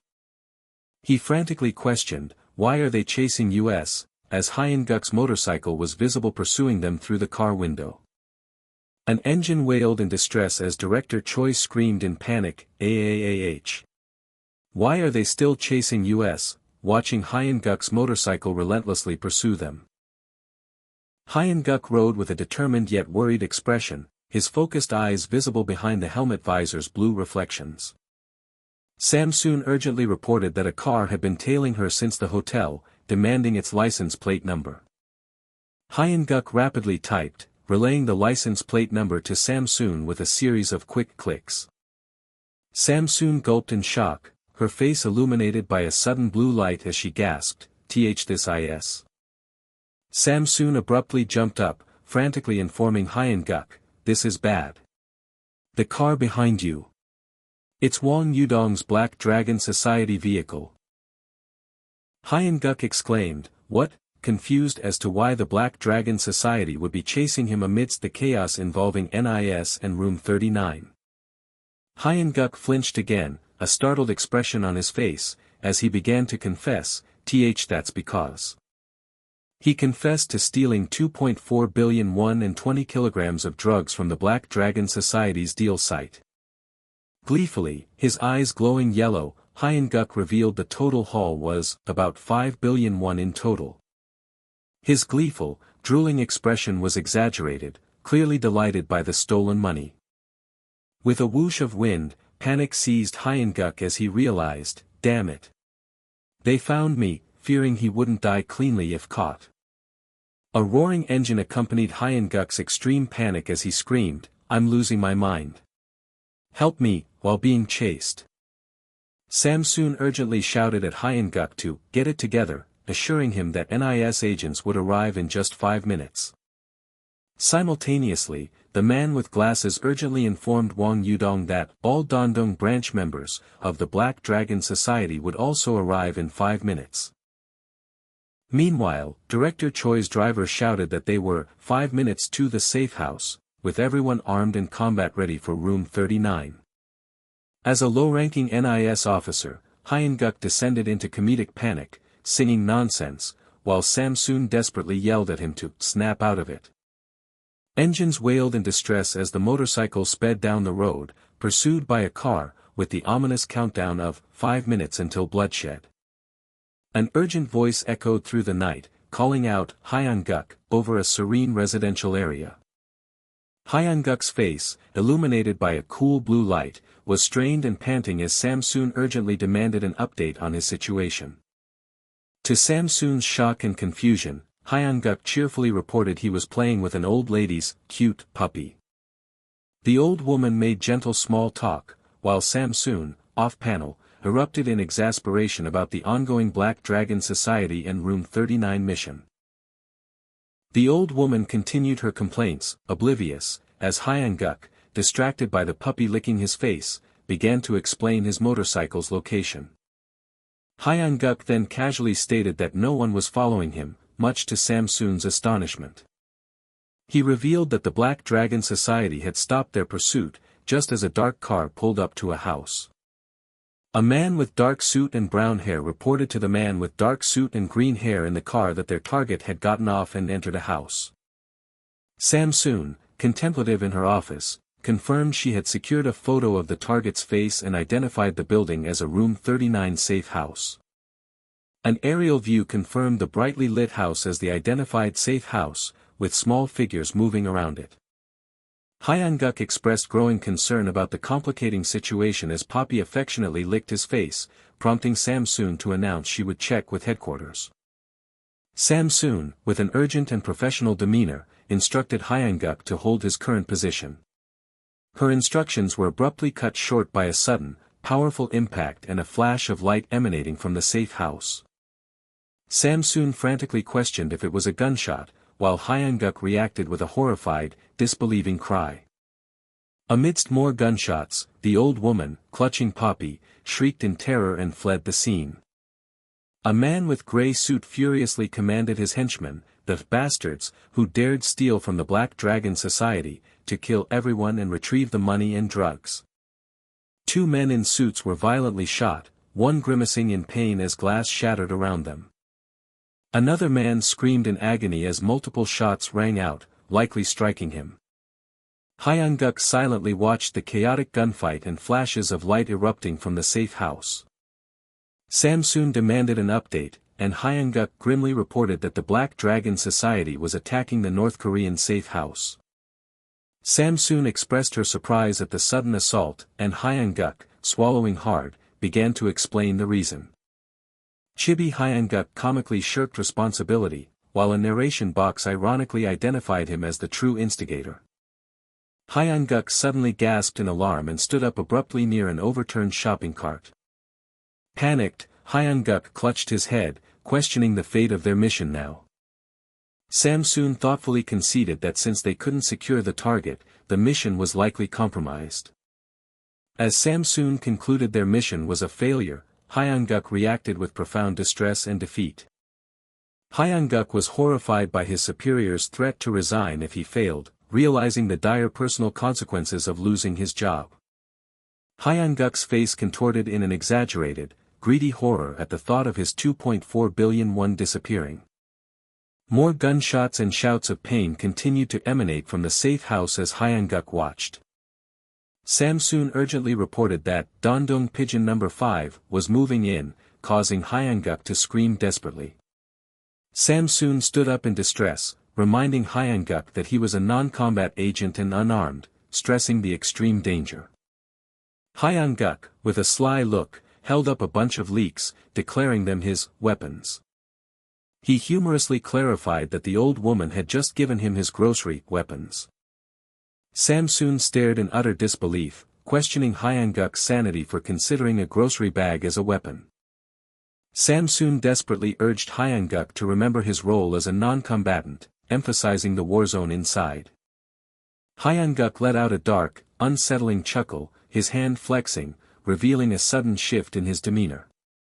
With fierce determination, Hyanguk charged forward, passionately declaring that living without a home was a worse hell than any immediate danger, as he had 5 family members to support. Hyanguk apologized and continued his advance, disregarding Samsoon's desperate plea to wait for mission orders. Dragging the floral-patterned shopping cart behind him, Hyanguk declared his unwavering resolve to protect something vital as he walked towards the conflict. Samsoon reacted with horror and disbelief, questioning Hyanguk's sanity and his effectiveness as a pigeon in such a situation. The sounds of gunfire continued to erupt from the brightly lit safe house. A man with dark suit and light brown hair stood ready, holding a submachine gun amidst the chaotic sounds of battle.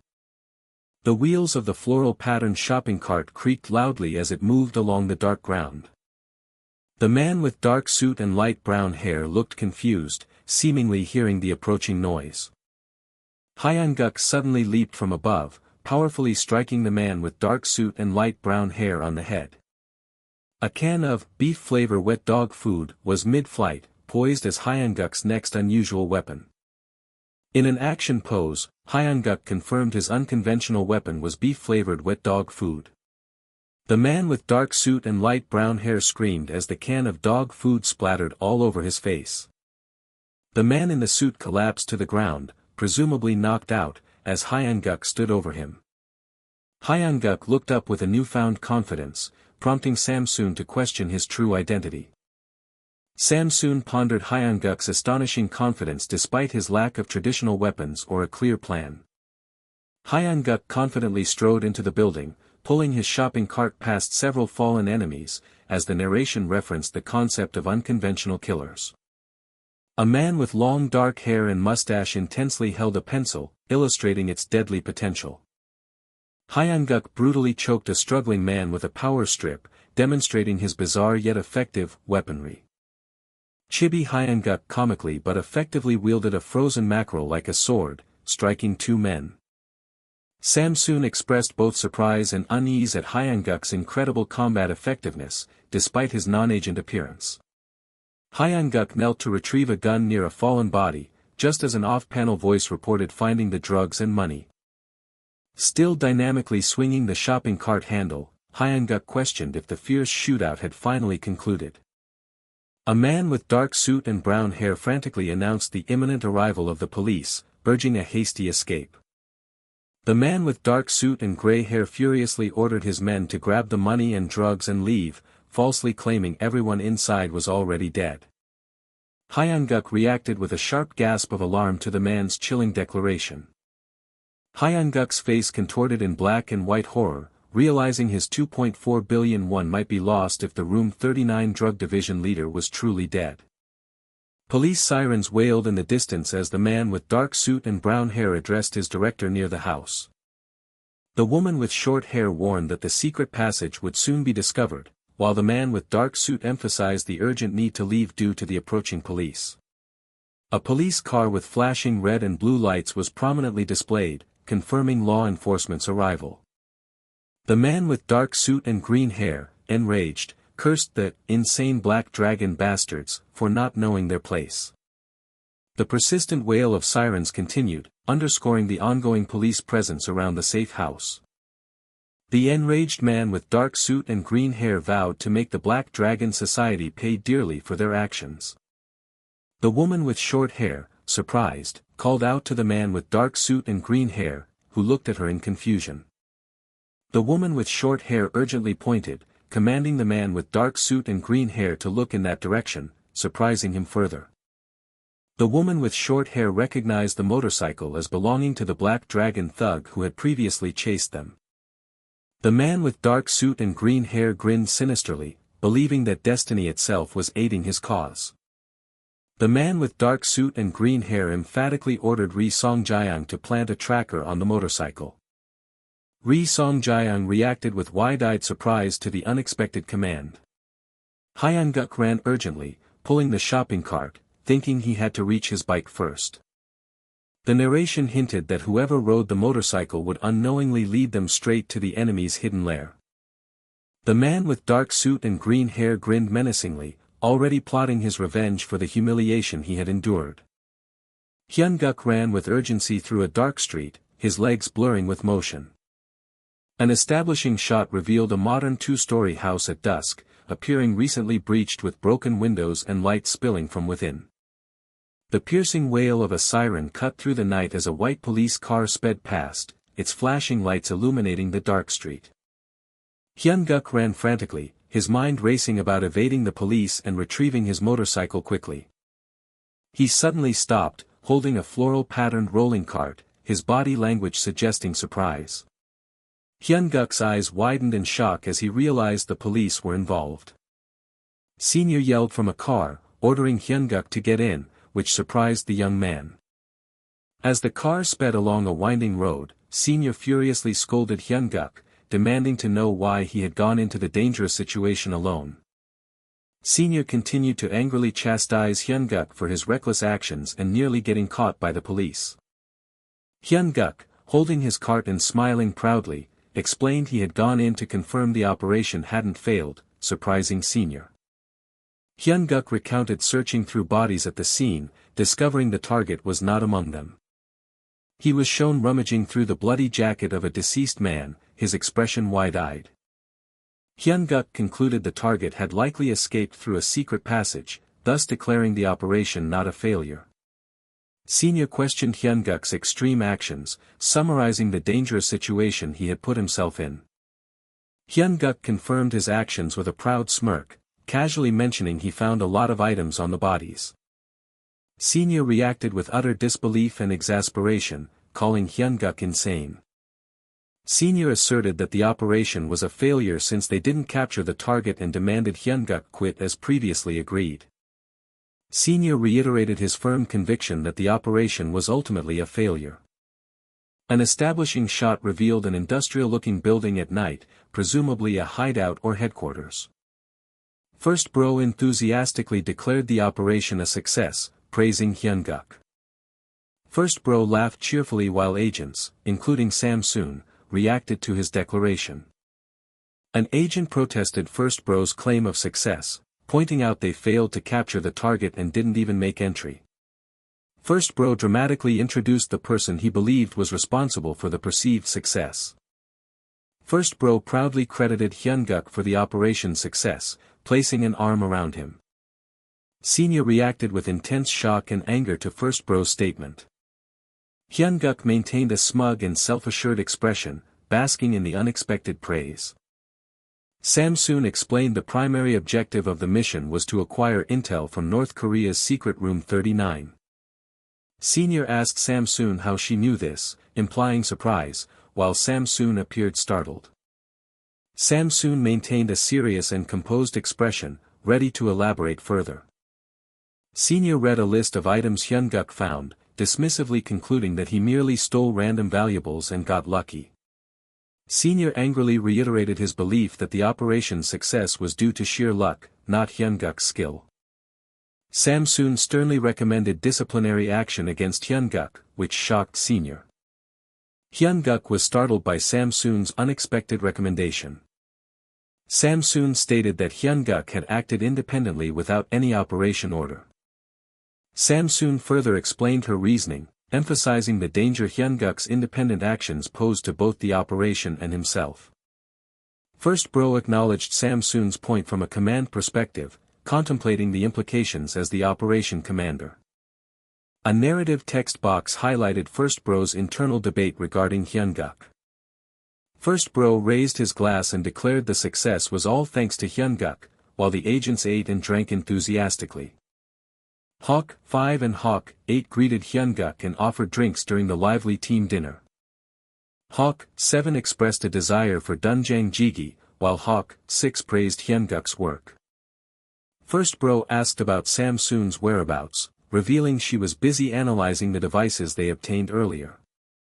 Samsoon was diligently working on computers in an office, surrounded by technology.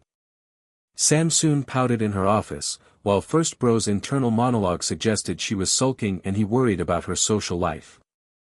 Hyun-guk thought about how good it was to have samgyeopsal and soju after such a long time. Hyun-guk drank soju, experiencing a moment of internal contemplation and a sense of emptiness despite the festive atmosphere. First Bro, flushed and excited, loudly announced a special, airlifted treat he brought, declaring he was buying. Hyun-guk and other agents reacted with bewilderment and discomfort to First Bro's loud and enthusiastic speech. First Bro proudly presented homemade kimchi, announcing it as a special treat brought directly from Korea. A container of vibrant red kimchi was revealed, ready to be eaten. Hyun-guk, Hawk 7, and Hawk 6 enthusiastically cheered for First Bro and his kimchi. Hyun-guk reflected on missing Korean food and appreciated the family-like atmosphere of the team dinner orchestrated by First Bro. First Bro abruptly shifted from celebratory to stern, lecturing Hyun-guk and warning him that such recklessness would have gotten him beaten in the past. Hyun-guk reacted with a silent pout to First Bro's sudden scolding. Senior continued to angrily scold Hyun-guk for his recklessness, but First Bro intervened to stop the argument. Hyun-guk calmly ate his samgyeopsal, observing the escalating argument between Senior and First Bro. The argument between Senior and First Bro intensified, with other agents chiming in and debating the definition of a successful operation. Hyun-guk felt awkward and uncomfortable as the agents continued to fight over his actions, ruining the dinner's mood. Hawk 8 tried to mediate the argument by acknowledging procedures but emphasizing the operation's successful outcome. Hawk 6 cheerfully attempted to stop the fight and asked for kimchi stew, trying to lighten the mood. Senior abruptly turned the conversation, directly challenging Hyun-guk about what he believed was most important for an NIS agent.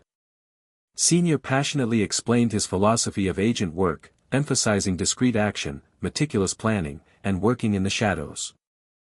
Senior slammed his hands on the table to emphasize his point, showing his frustration and conviction. Senior repeated his question to Hyun-guk, demanding an answer about the most important quality for an agent.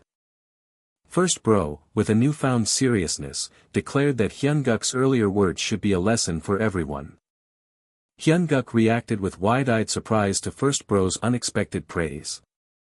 First Bro revealed he witnessed Hyun-guk's mission through a body camera, describing how Hyun-guk, completely alone and unarmed, had acted. First Bro dramatically set up Hyun-guk's brave statement made during the shootout. In a flashback, Hyun-guk, with a slightly sinister smile, stated his intention to go into the dangerous scene, saying, "Sorry, but I have to go." First Bro, with a tearful expression, prepared to convey the deep meaning Hyun-guk's actions held for him. First Bro continued to relay Hyun-guk's words and actions from the flashback as Hyun-guk walked away carrying his cart. First Bro dramatically described Hyun-guk's selfless act, while Hyun-guk internally scoffed at the misinterpretation, revealing his true motive was, "I had to protect my money." First Bro continued his dramatic retelling, describing the dangerous scene Hyun-guk entered amidst gunfire and corpses. First Bro elaborated on the specific threats Hyun-guk faced, including North Korea's Room 39 and Chinese Triad drugs. First Bro elevated Hyunguk's actions to a patriotic level, portraying them as an act of protecting Korea itself. First Bro passionately concluded his speech, framing Hyunguk's actions as protecting the everyday lives of the people, which completely bewildered Hyunguk. First Bro called for a standing ovation, and everyone began to clap enthusiastically, praising Hyunguk's supposed patriotism. Hyunguk continued to react with bewilderment as another agent made an overly dramatic, patriotic comment about his actions. Hyunguk was called a patriot as the applause continued, making him visibly uncomfortable. Hyunguk awkwardly thanked everyone, deciding to play along with the praise while secretly prioritizing finding his motorcycle. The narrative then shifted to the next day, revealing that a tracker on the motorcycle was active and moving, reported to the director. The director reacted with a sinister smile and satisfaction to the news. The director ordered all military forces to prepare for deployment. The director declared their intention to raid the enemy's hideout that very day. The scene opened on a dark night, revealing a secondary safe house belonging to North Korea's clandestine Room 39. An urgent report echoed as a red pin blinked on a digital map, indicating a crucial location. A female agent confirmed that the tracked motorcycle had stopped, leading them to a nearby hideout. The director, visibly enraged, bellowed orders to immediately deploy all forces and show their enemies no quarter. Military trucks thundered down a dark street, their headlights cutting through the night as they sped towards their target. Hyunguk and Daejeon peered into the darkness, questioning the identity of the incoming vehicles and their unusual license plates. Daejeon identified the trucks as Room 39 vehicles, and a startled Hyunguk immediately began to flee as gunfire erupted. Hyunguk gulped nervously, wondering aloud how their hidden location had possibly been discovered. An enraged man, clutching an assault rifle, rallied his comrades with a furious cry, ordering them to execute everyone in the building. Hyunguk and Daejeon exchanged shocked and confused glances at the chilling, violent directive. The timeline suddenly rewound, taking them back 12 hours before the impending massacre to a brighter, more tranquil setting. Combat Agent Hawk, 7, smirking, made a sarcastic remark, attributing the current situation to Hyunguk. A confused Hyunguk responded with a puzzled, huh? Combat Agent Hawk, 6 clarified, saying it was because of Hyunguk, prompting a sarcastic retort from Hawk, 7 as she shrugged off his hand. With a jovial, see you around, Super Rookie, from Hawk 6, he and Hawk 7 departed, no longer needed thanks to Hyunguk's efforts. Hyunguk walked nonchalantly past a bar, a bland expression on his face. The director laid out the primary objective, to halt the Black Dragon Society's drug smuggling, specifically preventing North Korean narcotics from infiltrating South Korea. He revealed that Hyunguk's Room 39 data indicated an imminent drug smuggling operation at Incheon port. The director then stressed that despite their prior duties, this operation would be everyone's top priority for the foreseeable future. He outlined the twofold objectives, with the immediate goal being to intercept the drug smuggling at Incheon port. Their ultimate aim was to permanently dismantle the Black Dragon Society's entire domestic drug trafficking network. The first crucial step, he stated, was to pinpoint the Black Dragon Society's primary smuggling base. He specified their target as the Black Dragon Society's Dandong branch headquarters. Just as the director mentioned 6 suspected locations, Hyunguk confidently interjected, stating he already knew where it was, leaving the director stunned. 2 agents expressed utter disbelief, questioning how a mere new recruit could possess such critical intelligence. The blonde-haired agent questioned the intel's reliability, while the director directly asked Hyunguk to explain his acquisition method.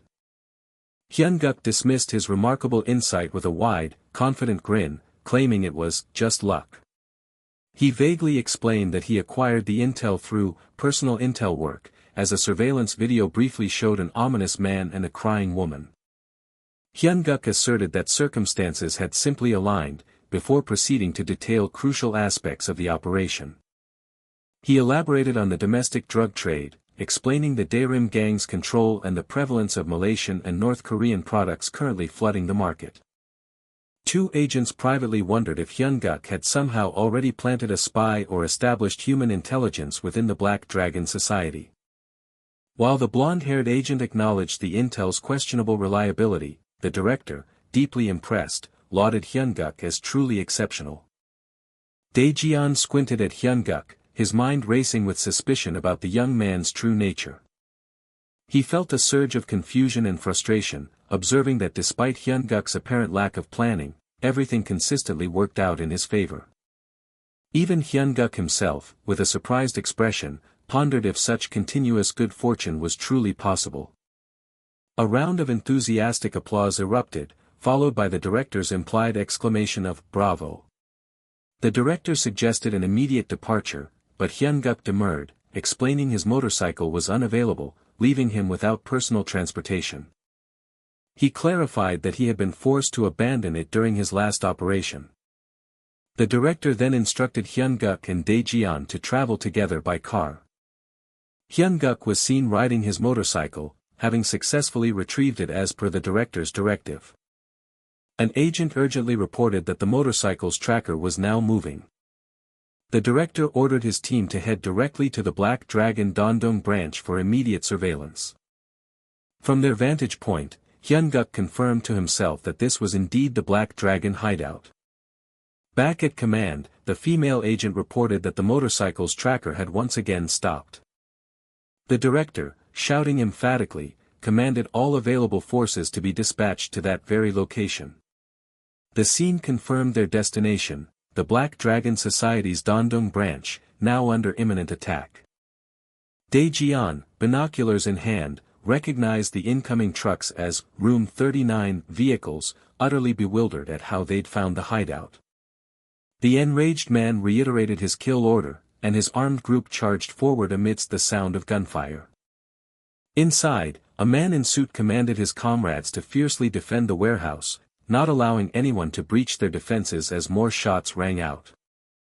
An unidentified observer casually remarked on the renewed fighting, as if such conflicts were a regular occurrence. The observer mused, pondering the mysterious way North Koreans had located the Black Dragon Society's drug warehouse. Observing the blinking tracker, the character concluded that regardless of the method, this turn of events was fortuitous, ensuring the operation's success by halting drug smuggling. Dae-jeon shivered, a creeping realization dawning on him that Hyun-guk's freakish luck was somehow responsible for this entire, unexpected turn of events. Hyun-guk himself expressed astonishment that an operation he anticipated would take years had seemingly concluded in a single day. Dae-jeon observed North Korea's apparent victory in the shootout, questioning their motives and whether they were searching for drugs. He dismissed the notion of luck in their line of work, noting the North Koreans appeared to be retreating, having found nothing substantial despite their furious assault. Dae-jeon resolved to instill the importance of meticulous planning in the rookie, believing it was essential for success in espionage.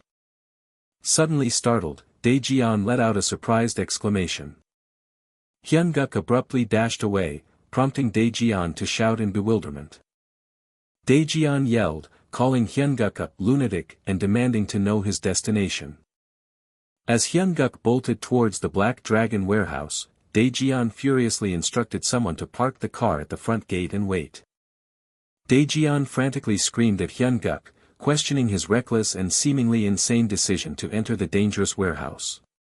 Dae-jeon leaned against the car, surveying the bloody aftermath of the fight with a frustrated sigh.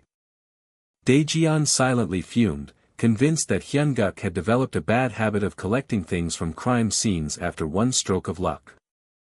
Dae-jeon resolved to give Hyun-guk a stern lecture, just as Hyun-guk called out for him to grab this, holding 2 bags. Dae-jeon inwardly raged, infuriated by Hyun-guk's blatant disrespect and disregard for hierarchy. Hyun-guk reacted with a surprised, seemingly pausing mid-action. Dae-jeon angrily questioned Hyun-guk's motives, scoffing that Chinese gangster intel was irrelevant to their mission. He continued his reprimand, calling Hyun-guk's collected items trash and warning him of future regret if he persisted. Daejeon challenged Hyunguk's implied confidence with a skeptical, "You sure about that?" Daejeon angrily vowed to make Hyunguk regret his actions that very day, eliciting an exasperated sigh from the younger man. Struggling with 2 heavy bags, Hyunguk urgently pleaded for help, revealing they were money bags, and they needed to leave immediately. Daejeon's eyes widened in utter shock at the revelation. Without a moment's hesitation, Daejeon's legs blurred into a sprint. Daejeon, struggling to pull one of the heavy bags, exclaimed in disbelief and excitement, realizing it was entirely filled with cash. Stacks of gleaming $100 bills shimmered with a golden light, highlighting their immense value.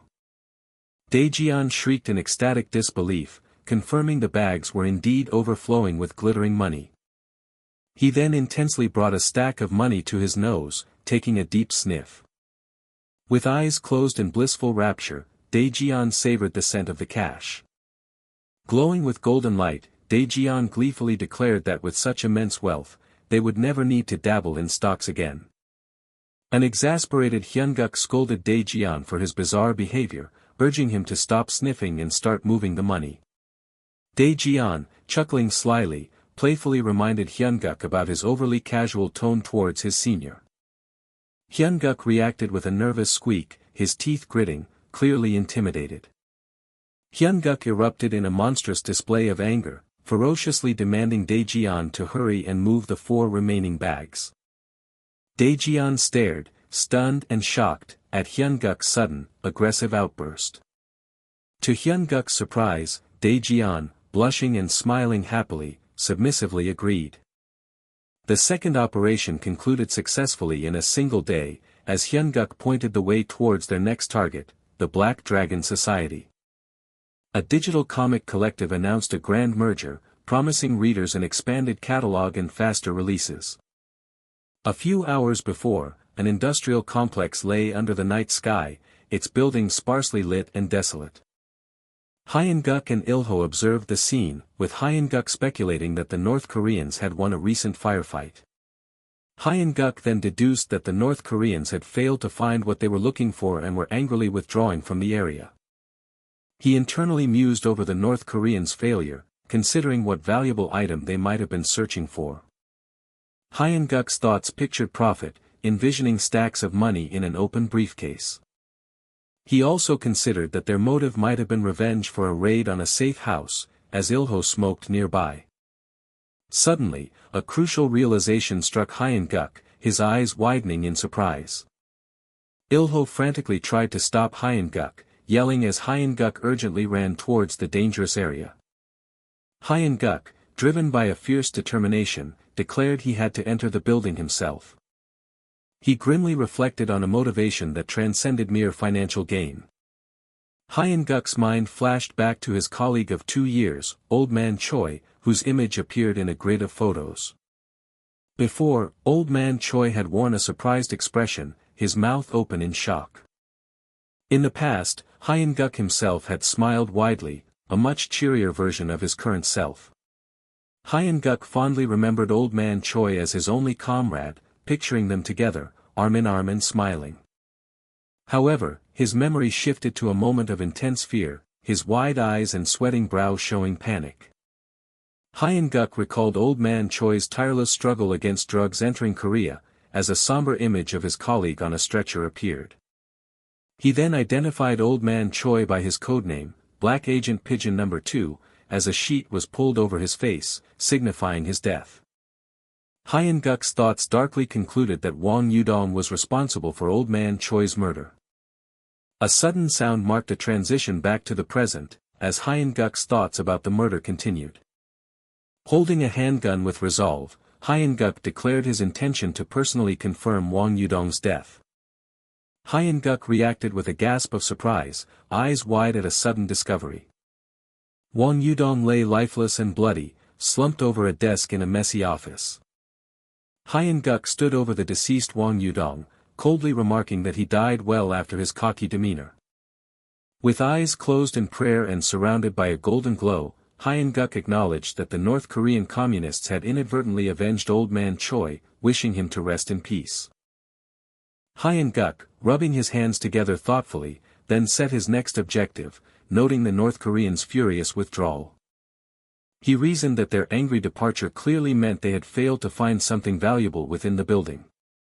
Hyun-guk considered that the North Koreans would have already searched all the obvious places, his gaze falling upon a nearly empty bookshelf. His thoughts turned to finding a location that felt distinctly out of place, as an overturned plant pot lay on the floor. Hyun-guk continued his analytical search, visually scanning various slightly disheveled items on a shelf. A light bulb appeared above Hyun-guk's head, signifying a sudden insight or idea. A close-up showed Wang Yudong's dead face, still and bloody. Hyun-guk, with a slightly confused expression, continued to ponder what specifically seemed out of place. His thoughts morbidly settled on Wang Yudong's dead face as the most out-of-place thing in the room. Hyun-guk expressed his annoyance, finding Wang Yudong's deceased appearance stupid. The bullet-ridden bookshelf stood as a testament to the previous violence. Hyun-guk, observing the bookshelf from behind, found its presence suspicious, noting it wasn't a display for liquor like Kaoyang. He humorously imagined Wang Yudong, with his stern face, reading a book surrounded by cartoon animals, contrasting his appearance with the idea of being a reader. Hyun-guk pressed firmly on the suspicious bookshelf, physically investigating it. His efforts paid off as Hyun-guk, surprised, peeked through a newly discovered hidden door behind the bookshelf. Hyun-guk expressed his triumph, satisfied with finding the concealed entrance. With wide eyes and a gasp, Hyun-guk reacted with extreme surprise and excitement, glowing with golden light. A hidden room, sparkling with golden light, revealed shelves stacked with bundles of drugs and suitcases full of cash, which Hyun-guk stated he had already disposed of. He narrated that he flushed all the drugs found in the secret room down the toilet, as an ordinary building stood under a bright sky. Hyun-guk confidently presented the massive piles of cash, surprising the other agents, who exclaimed in shock. Ilho, the bald man, and the man with glasses reacted with utter disbelief at the overwhelming volume of money. Ilho ecstatically announced the total was $20 million, proposing they split it equally, praising rookie Hyun-guk for his find. Hyun-guk, with a smug smile and a blush, gave a triumphant thumbs up, surrounded by celebratory sparkles. The three agents were completely stunned, their mouths agape at the sheer magnitude of the proposed split. Hyun-guk laughed happily as his colleagues, cheering loudly, tossed him into the air in a joyous celebration. Several hands clinked small shot glasses together, toasting Hyun-guk's success. The man with glasses, wearing an apron, proudly presented a steaming pot of Masan-style dongtatang for their meal.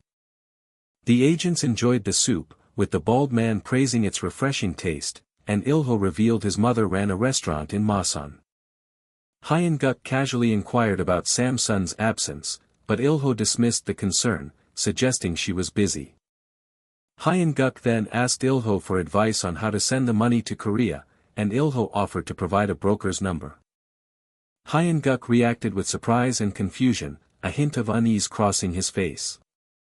Ilho, smiling slyly, advised Hyun-guk on avoiding suspicion, telling him not to quit his job immediately and assuring him the broker was reliable despite high fees. Internally, Hyun-guk seethed with annoyance at Ilho's sudden change in attitude after receiving money, his heart racing. Ilho smugly declared them family, urging Hyun-guk to call him brother, while Hyun-guk secretly harbored violent thoughts. Hyun-guk's eyes widened in sudden realization, his mouth agape. Hyun-guk, with a sly smile, feigned concern that his previous base had been compromised, making it difficult for him to stay. Ilho heartily laughed, offering Hyun-guk a new base and instructing him to erase all traces from the old one, to which Hyun-guk gratefully thanked brother Ilho. Hyun-guk internally listed his gains, an illegal fund transfer route, money laundering tips, and a new base, all while smiling contentedly. However, Hyun-guk's true, greedy nature emerged, his eyes glowing red as he seethed with frustration over not being able to keep all 24 billion for himself. Hyun-guk sarcastically reflected on his new family, as a montage showed the smiling faces of Ilho, the bald man, and the man with glasses. A close-up showed Hyun-guk's hand holding a small shot glass. Crying and drinking directly from a soju bottle, Hyun-guk comically lamented the impossibility of coping with the amount of money he couldn't keep, wailing, "My money." The NIS safe house, disguised as the Forest Trail Bar, stood as an ordinary three-story brick building under a bright blue sky. Inside, a young woman angrily declared her desire to join the next field mission, pointing out that Hyun-guk, also a pigeon agent, got to go. A middle-aged man, holding a beer mug, sarcastically teased her, asking what was the matter with Princess, implying she had heard his reasoning many times before.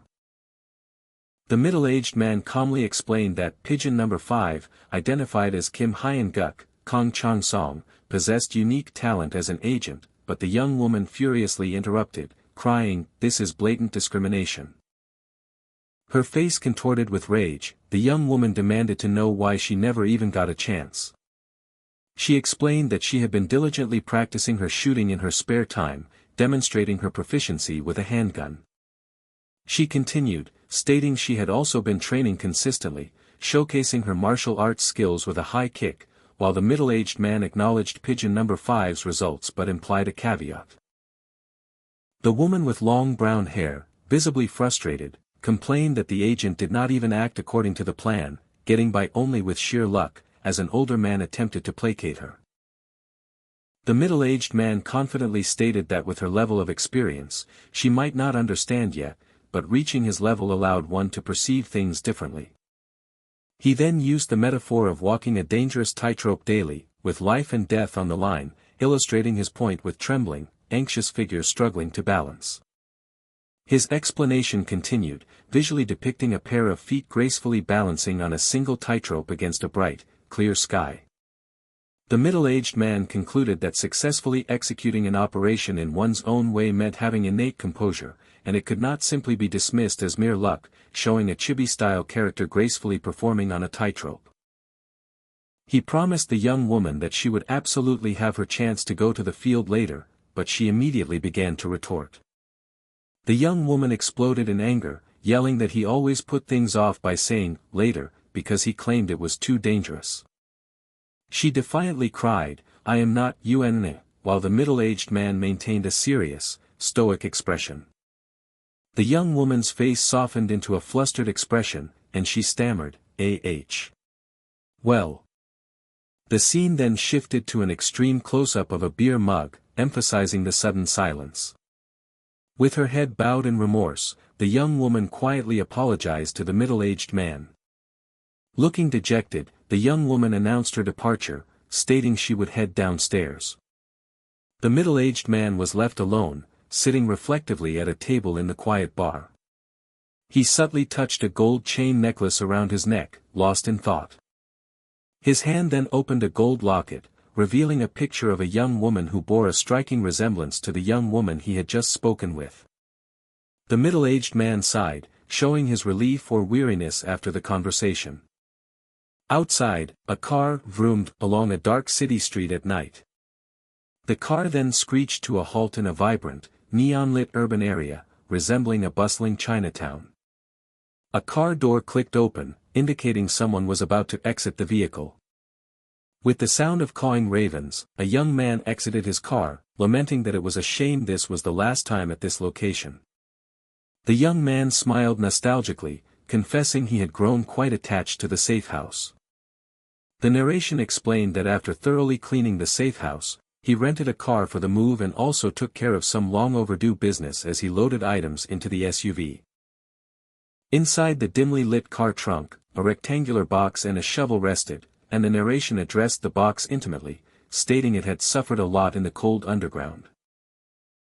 The young man beamed, affectionately patting the box and pledging, "From now on, let's stay together forever." A chibi version of the young man was shown enthusiastically digging with a shovel, as the narration revealed he had dug up 2.4 billion won buried at the gas station, bringing his total to 6.4 billion won with the money from the last operation.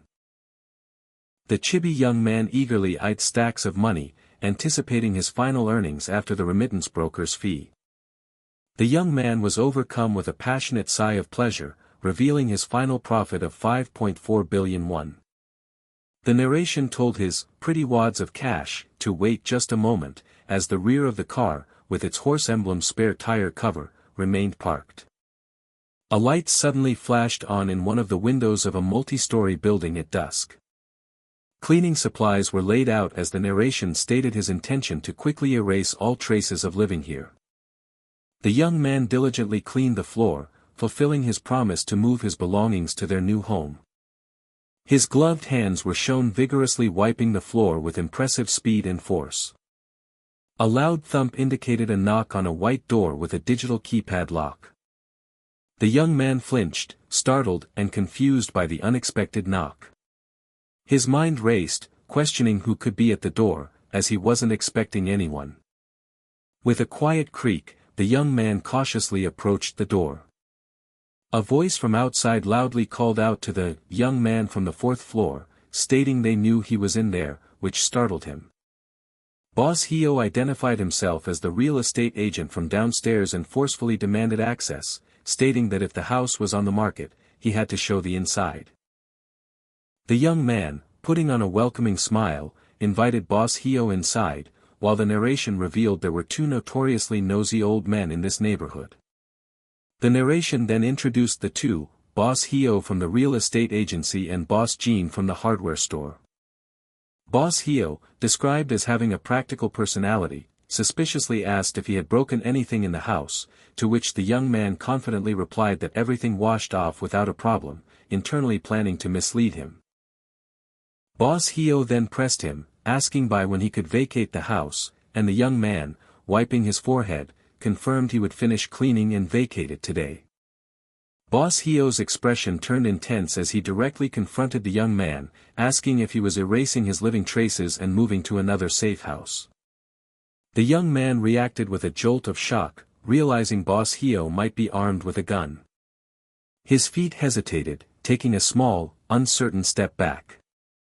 With his hands raised in surrender, the young man questioned Boss Heo's sudden aggression as a gun was pointed directly at him.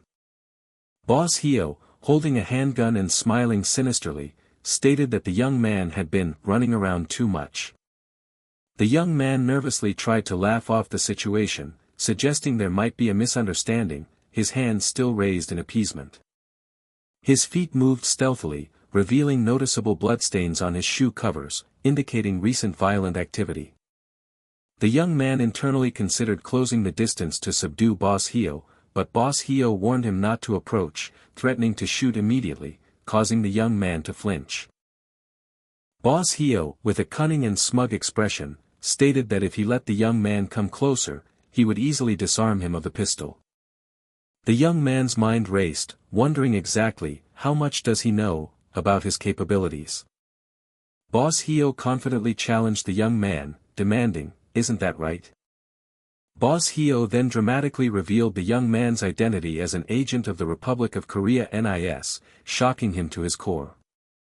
Boss Heo warned him not to get any funny ideas, stating that if a gunshot rang out or if he pressed a single button, things would escalate. Boss Heo's threat was then visualized by a menacing squad of special forces, ready to storm the location. The young man, still with hands raised, attempted to reason, suggesting Boss Heo probably came to talk and questioning if such extreme measures were truly necessary. Boss Heo justified his actions, claiming that if he hadn't done this, the young man would have either fled or attacked him, while the young man remained silent, contemplating. Despite being held at gunpoint, the young man, serious and determined, demanded to know Boss Heo's affiliation before any further discussion. Boss Heo smiled confidently, proudly revealing his affiliation with the MSS, the Ministry of State Security. The narration explained that the MSS was China's top counter-espionage and security agency, causing the young man to react with extreme shock and dread. Boss Heo made a subtle gesture with his gun, initiating a threat as he began to state that he would make the young man an offer. With a sinister smile and a click of his weapon, Boss Heo completed his menacing statement, declaring he would make him an offer you can't refuse. Agent Heo Riang's red-gloved hand cocked his pistol with a subtle click, ominously declaring, "From here on." With a confident, sinister smile, Agent Heo Riang completed his threat, stating he would make the main character an offer you can't refuse. The main character gulped, his mind racing as he questioned the nature of an offer so good I can't refuse. Agent Heo Riang then laid out his terms, demanding weekly reports and a monthly payment of 10,000 yuan, which amounted to about 2 million won. The main character, wide-eyed with surprise, realized Agent Heo Riang wanted to bleed 2 million won from him every month. His red-gloved fist clenched tightly in silent fury. The main character fumed, this son of a... The main character internally mused that an offer you can't refuse usually carried a darker implication. An intense stare escaped the main character as he concluded it was not too good to turn down, but that you're screwed if you say no. As Agent Heo Riang smiled broadly and sinisterly, the main character wondered what would happen if I turned down this shady old man's offer. He envisioned getting shot by the waiting assault team, or being dragged off somewhere and wind up kidnapped and locked away, as depicted in his mind.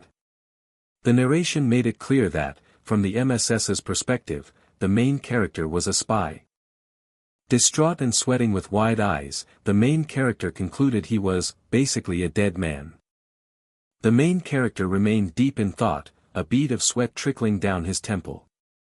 Despite Agent Heo Riang's smug smile, the main character adamantly thought, but I'm not about to hand over 2 million won every month.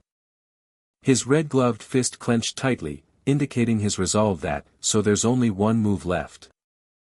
The main character, arms outstretched, desperately pleaded, please cut it down to 1 million. Agent Heo Riang responded with surprised disgust, asking, are you serious, while the main character remained determined, thinking, time to haggle. Agent Heo Riang laughed in exasperation, questioning, who tries to knock it down by half in a negotiation, while the main character internally justified, but I'm just an NIS entry-level employee. A chibi version of the main character pouted dejectedly, lamenting that, the baby of the team has a tiny, cute salary. Agent Heo Riang explained he had to pass some of the money up the chain, prompting a surprised gasp from the main character who wondered, there's someone above him or Heo? Tilting his head in confusion, the main character wondered, HUH. Why am I paying into some Chinese old man's pension, which caused Agent Heo Riang to internally call him, this little punk. With an exasperated sigh, Agent Heo Riang clarified he was not shaking him down for himself, but plugging you into the system, leaving the main character bewildered. With a sinister grin, Agent Heo Riang revealed the main character was going to become MSS *human, shocking him with the prospect of becoming human intelligence.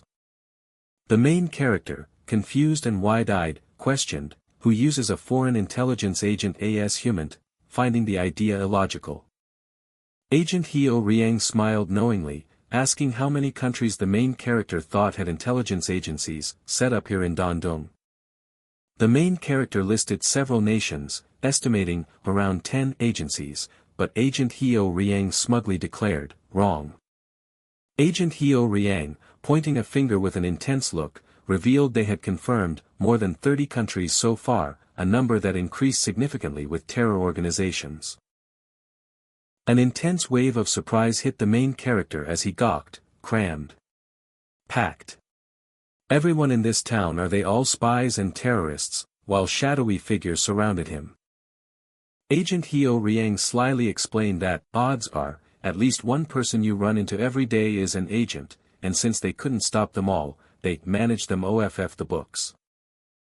An illustration depicted numerous shadowy spy figures surrounding the Chinese national emblem, symbolizing the pervasive intelligence network. With a sinister wide grin, Agent Heo Riang promised that if the main character accepted his proposal, your chances of staying alive go way up. The main character, serious with narrowed eyes, pondered, I still have to keep working with the NIS for now, and that he did not know how many years I'll be stuck in Dandong. He fantasized about a safe retirement, realizing that if the MSS watched his back on their home turf, my odds of retiring safely get a lot better. With a wide, enthusiastic smile, the main character extended a red-gloved hand, declaring, sounds good. Let's make a deal. Agent Heo Riang declined the handshake, offering instead a gift to mark the agreement, prompting a surprised HUH. A gift, from the main character. Agent Hyo Riang revealed they had retrieved the main character's motorcycle, stating it was the one you left behind with the Black Dragon Society. With a thoughtful, slight smile, the main character considered it perfect. Jackpot, as he had been dreading that mess. Agent Hyo Riang chuckled, telling the main character to relax, no need to be so tense, leaving him confused. Agent Hyo Riang informed him that they had already SW-apped out the compromised plate on his motorcycle. He then added that they had also removed the GPS tracker from the vehicle. The main character listened intently, his expression serious and thoughtful under a blue light. With wide, confused eyes and a stammer, the main character questioned, TR tracker. Compromised plate. Agent Hyo Riang laughed loudly, remarking, the way you fake innocence is impressive, prompting a surprised ME from the main character. Agent Hyo Riang, with narrowed eyes and a cunning smile, questioned why someone at his MSS level would bother making a deal with a mere NIS entry-level grunt. The main character looked on, wide-eyed and confused, as a dawning realization began to form. Agent Hyo Riang revealed he came in knowing everything, directly accusing the main character of staging the gas station shootout. The main character, his back to the viewer and head slightly down, reacted with a silent exclamation of shock. Agent Hyo Riang detailed how the main character turned the Black Dragon Society and Room 39 against each other. Agent Hyo Riang continued, noting that despite wiping every trace of yourself from the shootout site, the main character deliberately left, on a road covered by CCTV. Agent Hyo Riang then accused the main character of accidentally flashing his motorcycle's plate. Agent Hyo Riang concluded that these actions were a deliberate strategy to allow the main character to ride right back into the story between Room 39 and the Black Dragon Society. Agent Hyo Riang elaborated that the suspicion created by the main character's meddling turned into certainty the moment you showed up. Agent Hyo Riang continued, detailing how the main character then used his exposed bike to lure his targets. The main character had lured Room 39 into a shootout at their own safe house and drew the Black Dragon Dandong branch into a firefight at their drug warehouse. Agent Hyo Riang explained that the two factions, who planned to smuggle drugs into South Korea, had their cooperation broken, with nothing more. Agent Hyo Riang concluded that the main character had brought both sides crashing down, without paying any real price. Agent Hyo Riang stated he had pieced the whole picture now, and told the main character, so you can drop the innocent kid ACT. It's nauseating. Agent Hyo Riang laughed maniacally, mockingly asking, well, how does it feel, playing two major groups like a fiddle? The main character reacted with a silent exclamation of surprise to Agent Hyo Riang's cunning and sinister gaze. The main character's hooded back trembled noticeably, causing Agent Hyo Riang to wonder what he was doing. Agent Hyo Riang realized with wide-eyed surprise that the main character was desperately trying not to laugh. As the main character suppressed a laugh, his eyes gleaming cunningly, Agent Hyo Riang exclaimed, so you really figured all that out, and the narration confirmed the kid truly was a strategist. A smug smile spread across Agent Hyo Riang's face as he declared there was no point hiding anything from me, urging the main character to laugh if he wished, while the narration praised the decision to bring in this low-level agent as human. The main character smirked, exhaling in relief as he realized Agent Hyo Riang still didn't know he had stolen 6.4 billion won. A loud, triumphant laughter echoed through the urban landscape at sunset. The epilogue revealed that Dove 5, the young man, had secured safety in China through the Mrs. The epilogue concluded by stating that MSS Hyo Riang had successfully secured the Korean NIS strategist as human. The scene opened to a long hallway of yellow and gray storage lockers within a shared storage unit in Ilsan, Goyang, Gyeonggi-do. Bathed in a dramatic blue light, a man with dark short hair reacted with wide-eyed shock at the mention of a 1 billion won delivery fee. In a comical chibi style, the man with dark short hair humorously mused that such a significant fee actually made him want to order more, drooling exaggeratedly with a slurp sound. The narrator reflected on the effectiveness of the remittance broker his seniors introduced, affirming the broker was definitely the real deal and had moved funds exactly as requested. 2 billion won in cash, filling a rental storage unit, was moved as requested, a sum the man with dark short hair mused was heavy. Additionally, 400 million in laundered cash was discreetly placed into a separate bag, which the man with dark short hair also noted as heavy. A final 3 billion won was digitally transferred into a Hong Kong account, a sum the man with dark short hair again acknowledged as heavy. A hand firmly gripped the handle of a brown duffel bag with a resolute grab. Chang Song, a young man, announced it was time to see my family, as he took some leave and flew back to Korea. The narration then revealed Chang Song's professional identity as an NIS entry-level agent. A bright, sizzling sound heralded a peaceful, sunny day illuminating a simple brick house nestled against green mountains. The interior of a room, bathed in bright, warm light, showcased a domestic setting through its traditionally styled door and translucent curtains. A woman with dark hair gasped, "Who's there?" before Chang Song brightly greeted her, "Gain. So you're home," causing her to freeze in surprise. With a bright, sparkling aura, Chang Song cheerfully asked Gain how she had been, noting it had already been, 2 years, now, since they last met. Gain reacted with a mixture of surprise and dawning recognition, her expression questioning his sudden presence. Gain's bare feet faltered with a soft "jukum" as she whispered in disbelief, "That's impossible." "Is it really, Chang Song Appa?" Chang Song, radiating affection, confirmed his identity with a broad smile, complimenting Gain that she had gotten even prettier while I was gone. Gain became visibly emotional, her voice choking up with "Omiak" sounds as tears welled in her eyes upon fully recognizing Chang Song. Chang Song, beaming with a sparkling aura, began to express how much he really missed. His joyful expression abruptly contorted into a shocked, "Huh," as an unseen force struck him across the face. With a furious slap, Gain chastised Chang Song, yelling, "You go over 2 years without a single call," as he recoiled in pain. Gain continued her barrage of slaps, her voice trembling with fury as she vented, "Your family has no idea if you're alive dash. Or dead dash. You didn't even tell me how to reach you." Chang Song quickly grabbed Gain's wrist with a firm grab, exclaiming, "Gain, stop it dash," to halt her furious assault. Chang Song, his face red and bruised, cried out, "It hurts, knock it off," as Gain struggled to pull away, defiantly threatening, "No. I'm gonna slap you." Gain's face contorted in suppressed fury, her teeth gritting with a fierce "sick" as she appeared on the verge of another outburst. Chang Song, his face still bruised, looked at Gain with a startled, "Huh," before he began to tremble, asking, "Do you have any idea?"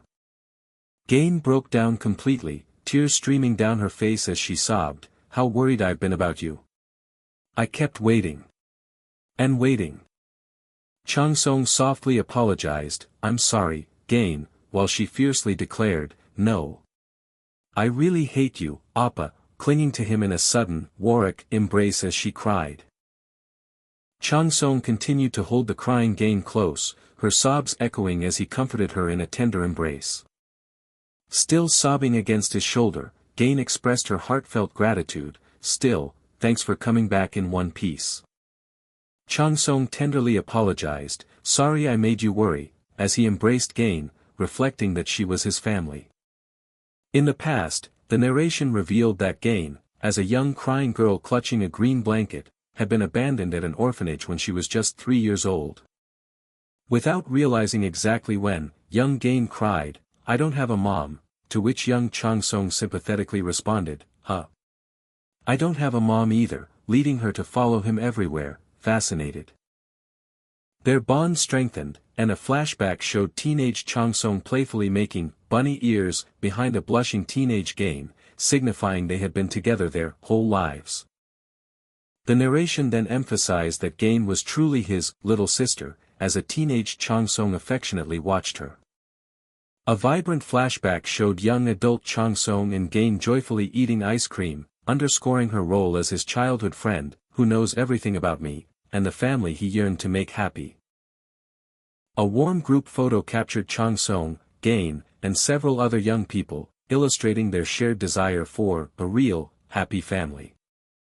The narration then explained how Chang Song and Gain had left the orphanage, slowly gathering others to live together, as excited children's voices echoed their joy. Hyung. This is really our house. Returning to the present, Chang Song joyfully anticipated his 5 younger siblings' reaction, knowing the kids are gonna freak when they see you. Gain, observing Chang Song's still bruised and worn-out appearance, commented that he went through a lot overseas, before pointedly asking if he had sell your conscience on a second-hand app. With wide eyes, Gain suddenly realized the seriousness of the moment, chiding herself, alright, this isn't the time for jokes. Excitedly clasping Chang Song's hands, Gain planned to text their siblings to skip overtime and get home early, because Appa's back. Displaying a framed family photo, Gain listed Songgun, Teo, Hannah, and Yuha, assuring Chang Song that they've all missed you so much.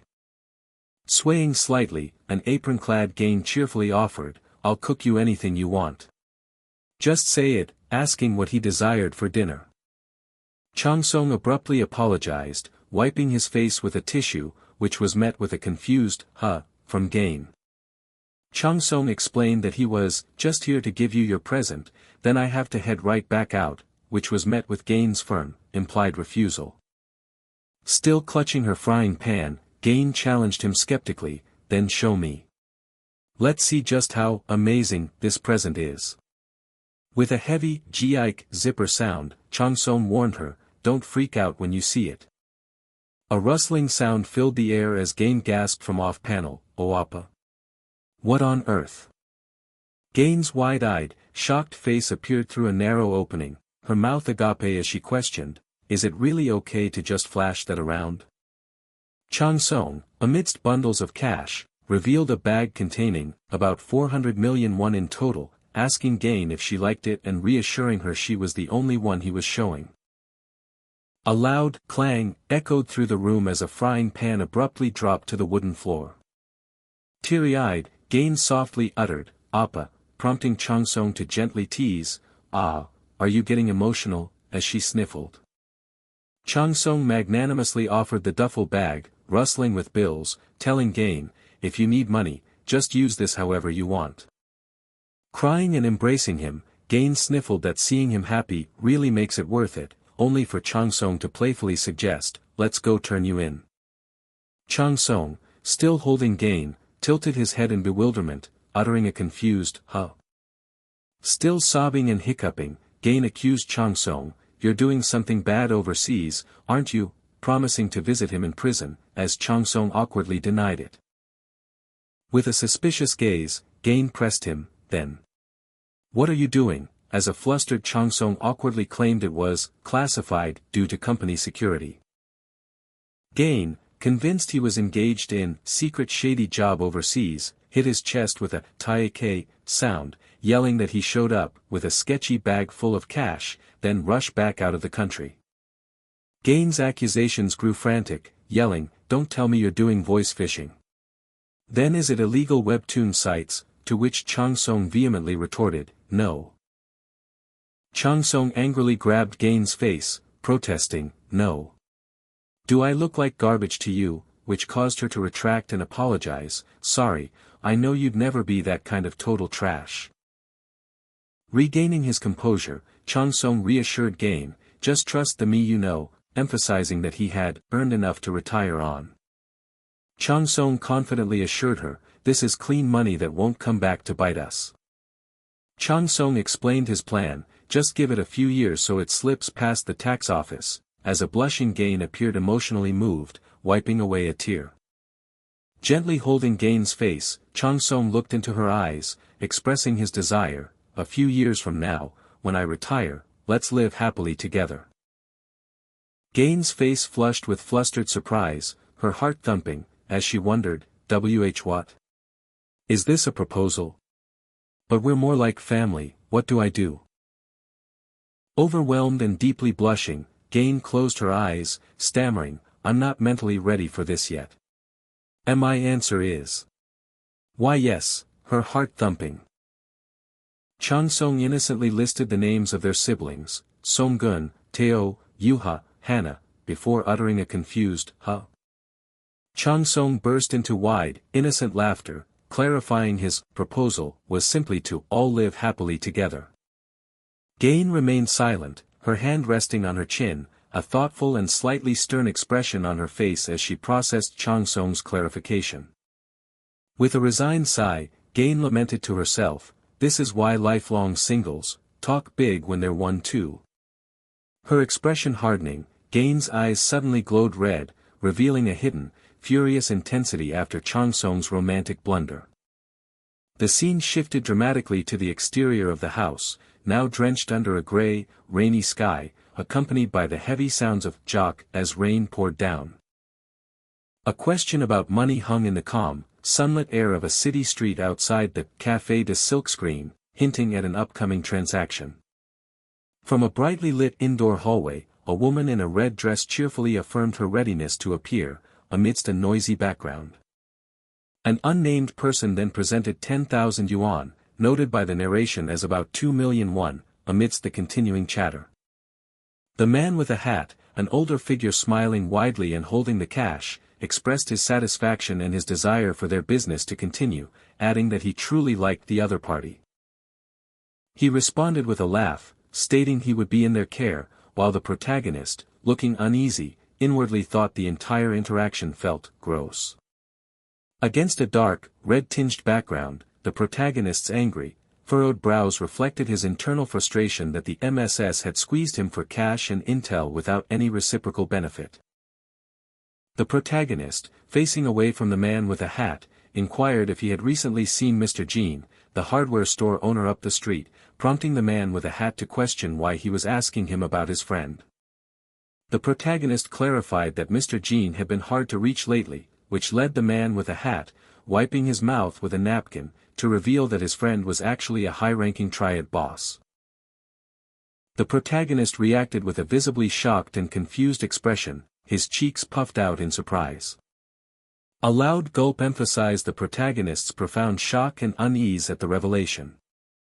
Stammering, the protagonist expressed disbelief, questioning if the man with a hat was seriously tearing up and if they were discussing the same Mr. Jean who owned the hardware store and had once yelled at him about his car. A visual reference from episode 7 showed the man with a hat looking surprised next to another stern older man with a beanie in a gritty outdoor setting. The man with a hat, eating with chopsticks and smiling slightly with nostalgia, confirmed they were indeed talking about the same Mr. Jean, who used to drink with him all the time. Looking shocked and questioning, the protagonist expressed his confusion and surprise that the man with a hat would divulge such information about a supposed friend. With a sinister grin and bathed in red light, the man with a hat dismissed the protagonist's naive concept of friendship.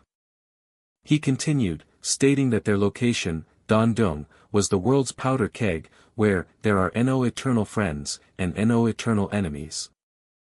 In a dark, stylized illustration of a dangerous underworld, the man with a hat smirked as he described his job as maintaining balance between various shadowy factions.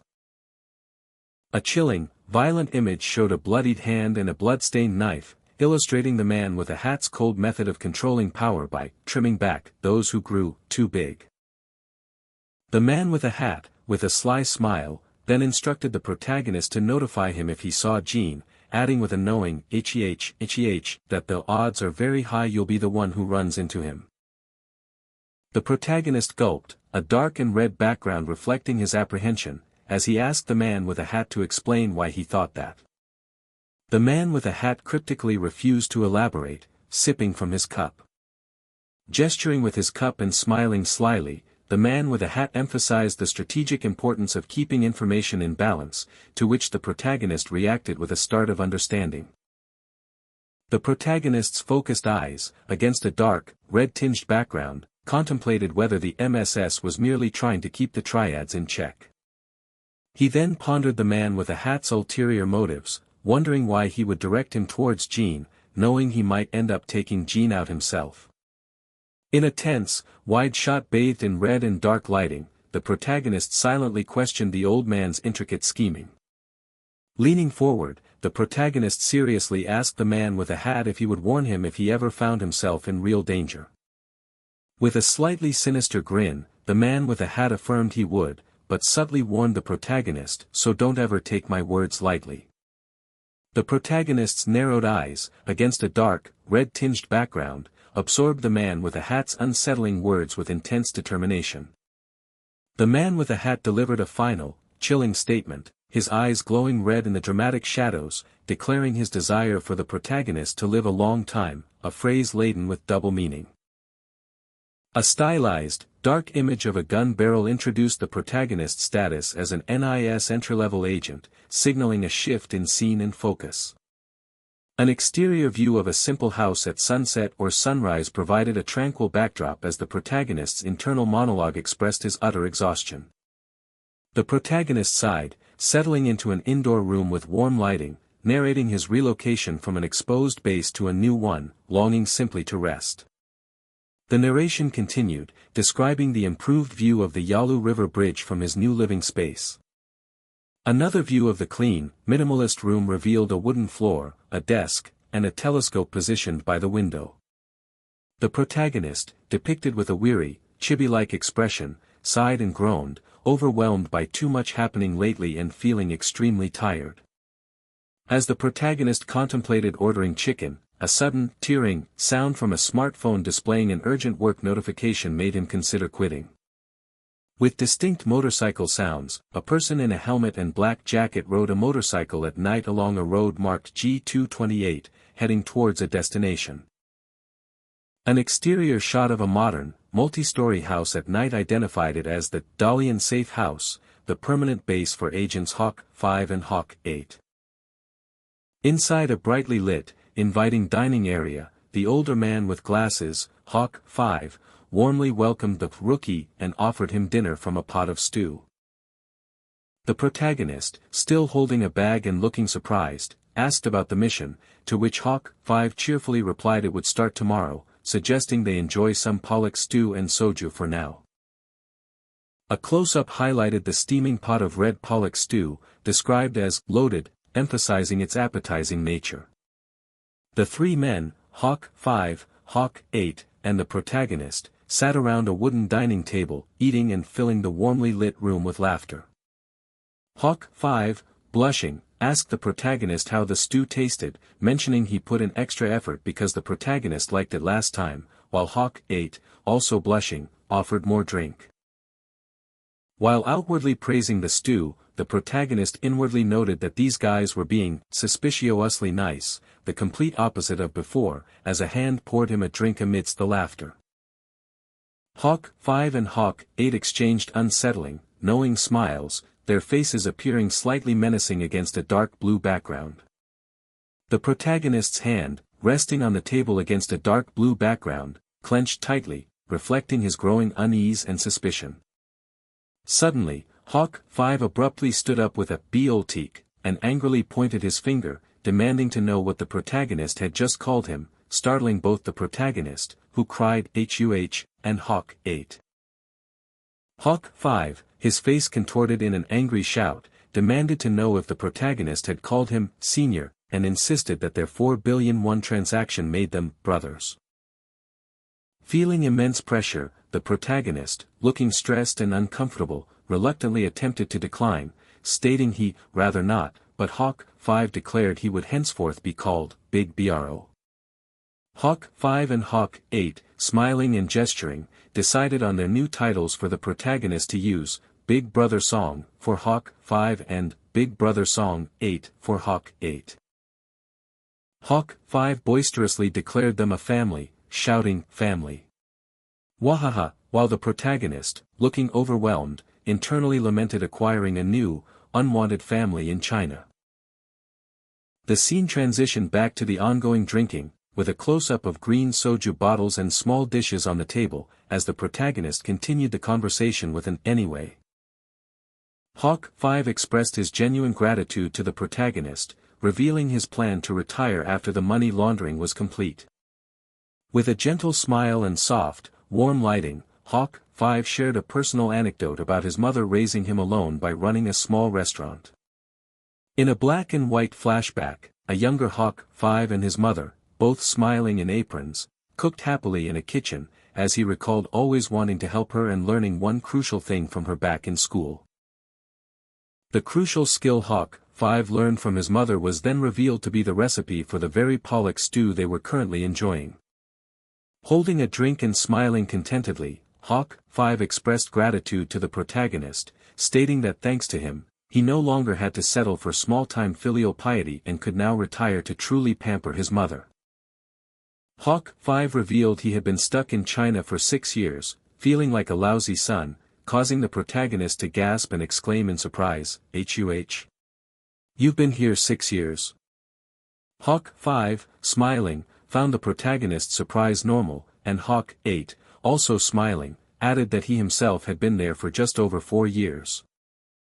Holding a cup and looking thoughtful, the protagonist expressed his confusion, recalling that his predecessor had returned to Korea in under 3 years, and began to ponder his predecessor's codename, thinking, since I'm Dove 5, that would make him. The protagonist tentatively questioned if his predecessor was Dove 4, as Hawk 5 and Hawk 8 both instantly adopted serious expressions, and the lighting became darker and blue-toned. With a serious expression, Hawk 5 abruptly changed the subject, announcing that they were starting the mission at dawn tomorrow and concluding the evening. The protagonist, still looking surprised and confused by the sudden shift, dutifully offered to handle the dishes. An establishing shot of the Dalian safe house at night, under a clear, starry sky, marked the end of the day. Outside the safe house, Hawk 8 sighed while smoking, then asked a solemn Hawk 5 about Dove 4, picking up on the protagonist's earlier query. Hawk 5, with an intense and menacing glare, questioned Hawk 8 if he was screwing with him, conveying a stern warning. Looking downcast and smoking, Hawk 8 expressed hope that his suspicions were wrong, emphasizing the strong familial bond between agents in China. Hawk 8 reminisced with regret about Dove for always whining to go out drinking, sighing that he should have just gone with him once in a while. Hawk 8 continued to lament his past inaction, his face distressed, questioning how difficult it would have truly been to spend time with Dove 4, while Hawk 5 looked away in the background. Smoking and looking pensive and regretful against a brick wall, Hawk 5 acknowledged their collective coldness towards Dove 4. A wall-mounted plaque with a flame-like logo and multiple stars brightly lit the final thought, confirming the shared sentiment of deep regret regarding Dove 4's treatment. The Dalian Hotel, a luxurious and vibrant establishment, stood illuminated against the night sky. Inside the hotel, a warmly lit restaurant, renowned for its cuisine, exuded an intimate and refined atmosphere. The man with dark hair, smiling confidently, asked Samsun what she would like to eat. Samsun, looking slightly annoyed, dismissed the question with a soft tap. The man with dark hair decided to order 2 full-course meals, prompting Samsun to question his extravagant choice. With a sly smile, the man with dark hair began to explain. He then explicitly stated that they were on a date, to which Samsun reacted stoically. Samsun sighed in resignation, granting him permission to proceed as he wished. The man with dark hair encouraged Samsun to eat freely, but she regarded him with suspicion. He subtly slid a Dalian hotel key card into view, hinting at their plans for later. With a playful chuckle, he made a suggestive remark about needing energy for their impending hotel room activities. Samsun reacted with a nervous gulp, clearly unsettled by his suggestive comments. The man with dark hair, with a smug scoff, attempted to reassure Samsun about her first time, implying he would take the lead. Despite her clenching hands and visible nervousness, Samsun defiantly asserted her preparedness for the situation. The bright hotel key card lay on the table, a stark reminder of Samsun's internal conflict. Samsun, blushing and worried, mentally questioned how she had ended up on this date with him. Earlier, 12 hours before, the scene shifted to the Dalian safe house. The commander, holding a pointer, called the agents to order for a mission briefing. The commander briefed his agents on intelligence regarding Hezbollah and Hamas smuggling North Korean missiles. He identified Amir, a key arms dealer, scheduled to meet with North Korea's Room 39 in Beijing. The commander emphasized the mission's goal, to disrupt the funding stream for North Korea's nuclear program. He demanded flawless execution from his agents, who responded with a unified affirmation. The commander assigned Hawk 5 and Hawk 8 the task of recording a missile transaction at Dalian port. He then tasked Hawk 6 and Hawk 7 with investigating the smuggling vessel, receiving an enthusiastic confirmation. Hawk 9 was instructed to monitor Amir's outbound flights at Beijing airport, which he acknowledged. Finally, the commander called on Dove 3, identified as Samsun, who responded with a surprised yes. The commander questioned Samsun's desire for field work, catching her off guard. Samsun enthusiastically declared her readiness and capability for any assigned mission. With a grim expression, the commander assigned Samsun, Dove 3, and Dove 5 a date mission at the Dalian Hotel. Samsun vehemently refused the date assignment, while her partner, Hyunguk, Dove 5, appeared equally displeased. The commander sternly reinforced the mission's seriousness, revealing Amir and Room 39 would meet at the Dalian Hotel. He explained that a third party, likely involved in money laundering, would also be present. The commander further explained that frozen North Korean accounts made the involvement of an external faction a certainty. Dove 3 and Dove 5, the commander declared, would stay at the hotel. Their mission objective was to identify the money laundering broker and their identity. Samsun protested the date cover and her pairing with Hyunguk, who expressed his mutual displeasure. The commander explained that date was for a natural cover, citing the extravagant spending habits of modern MZ couples. Hyunguk and Samsun reacted with wide-eyed shock and confusion to the commander's rationale. The commander continued his sarcastic lecture about modern couples' extravagance, justifying the expensive mission cover. Hyunguk urgently whispered a desperate plea to Samsun to simply agree and leave before the commander became angrier. Returning to the present, Samsun reflected on how her first field mission began. The narration confirmed the commencement of her very first field mission within the hotel restaurant. Samsun, with focused intensity, studied the entire operation from top to bottom, determined to succeed. She carefully considered the dress code that would best suit the luxurious hotel location. She ensured her compact pistol was discreetly concealed, ready for use. Samsun demonstrated the accessibility of her hidden weapon, prepared for any emergency. With a confident smirk, Samsun declared her preparation for the mission was absolutely flawless. However, one critical flaw lingered in her otherwise perfect mission plan. That flaw, she thought, was her partner, Hyunguk, who was currently eating spaghetti and pizza messily and oblivious. She reflected somberly that for the next few days, like it or not, they were inseparable. The hotel key card glowed, a silent testament to Samsun's realization that they were stuck sharing a room together. With a fierce glare, Samsun resolved to establish the pecking order between them. Samsun called Hyunguk's name, startling him mid-meal. With a confident smirk, Samsun asserted that despite this being her first on-site mission, she had extensive experience from command. She confidently instructed Hyunguk to follow her lead, assuring him it would prevent any problems. Hyunguk remained silent, offering no verbal reaction.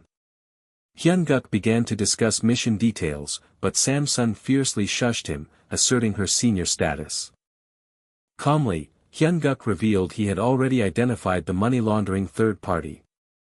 Samsun reacted with absolute shock and disbelief. Still in disbelief, Samsun questioned how Hyunguk could have identified the target before the operation even officially began. Hyunguk pointed towards an old man who had just sat down next to Amir. The Middle Eastern arms dealer Amir was seen shaking hands with another man, indicating a significant interaction. Hyunguk identified the bold man as a high-ranking triad officer, highlighting his significant status with a dramatic sound. Samsun, enraged and frustrated, realized the triad officer was undoubtedly North Korea's fixer, maddened that Hyun-guk knew something even she, his senior, did not. Samsun lamented that her first field mission, which she expected to take days, had been effortlessly concluded by her partner before she could act. She trembled in fear, worrying about how her lack of contribution would impact her career evaluation. Samsun slammed her hand down on the table, overwhelmed by panic about her career as a field agent. The restaurant scene visually shattered, mirroring Samsun's mental breakdown from the mission's unexpected turn. Samsun groaned in despair, overwhelmed by the rapidly unfolding events. Startled by approaching footsteps, Hyun-guk recognized the figure as the bachelor from the fourth floor. Amir greeted Hyun-guk, addressing him as Mr. Jin with surprise and familiarity, while Hyun-guk politely returned the greeting. Amir then stated he had brought an important guest, subtly drawing a pistol in his hand, introducing an immediate sense of danger. Amir, now holding the pistol, questioned Hyun-guk's presence, implying suspicion as his crew and the triad officer looked on. Mr. Jin aggressively questioned Amir, demanding to know why he was present, his menacing posture casting a shadow over the tense restaurant. Samsun's mind raced, filled with terror and regret over the mistakes she felt she had made. Unseen by most, Amir subtly gripped a pistol, a smug, dangerous glint in his eye. Samsun's thoughts turned to action, debating what to do as Amir appeared ready to draw his gun, her own weapon glinting at her hip. She internally grappled with the idea of a shootout, quickly realizing the overwhelming numerical disadvantage against them. More than anything, Samsun was distraught and overwhelmed by the sheer presence of Mr. Jin. Mr. Jin's overwhelming presence crushed Samsun, who cowered slightly as a sound of crushing pressure filled the air. Suddenly, Hyun-guk intervened, his voice firm as he told Mr. Jin, "That's enough, Mr. Jin." Samsun gazed at Hyun-guk with relief, a soft blush spreading across her cheeks as pink sparkles seemed to fill the air around her. Mr. Jin scathingly questioned Hyun-guk's sanity, angrily asking, "Fourth floor bachelor, have you lost your mind?" Hyun-guk, determined, began to issue a warning to Mr. Jin.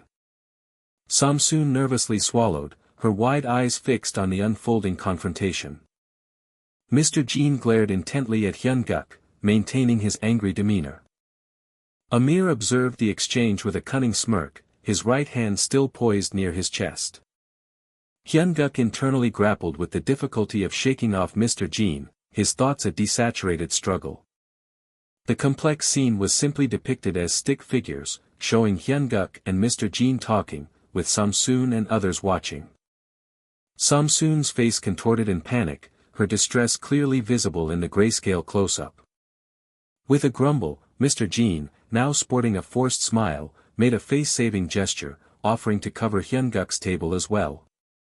Hyun-guk exuberantly praised Mr. Jin's chivalry, clapping his hands and bowing slightly in feigned appreciation. Mr. Jin returned the politeness with a subtle smile and a veiled jab, telling Hyun-guk to finally graduate from being a bachelor. Hyun-guk suddenly looked startled, questioning Mr. Jin about Amir as if a realization had just struck him. Amir scowled, internally resolving not to let Hyun-guk leave unchallenged now that he knew who he was. He confidently stood with his men, contemplating potential complications if he let Hyun-guk go freely. Hyun-guk internally assessed the situation, deeming it less dangerous than it appeared.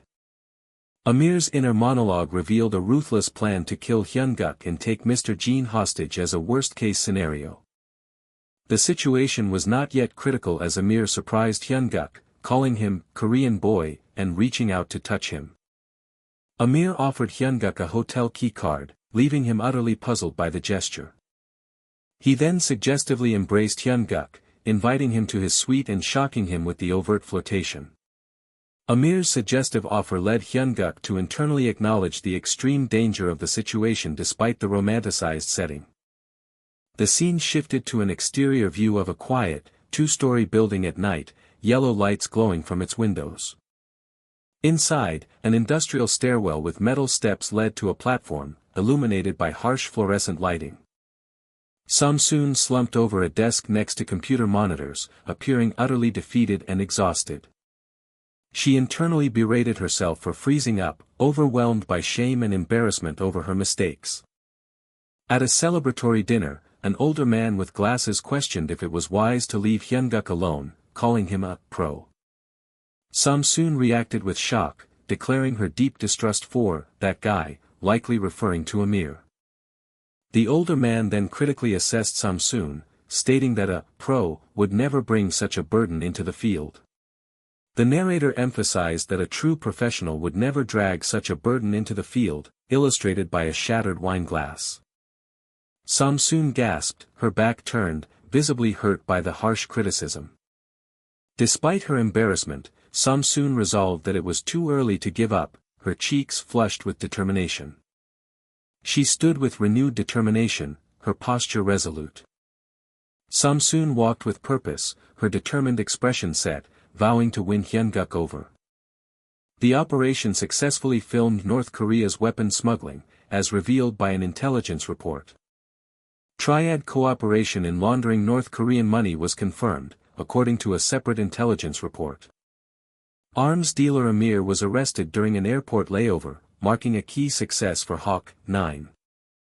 Interpol intercepted a North Korean missile smuggling ship, with Hawk 6 and Hawk 7 leading the charge.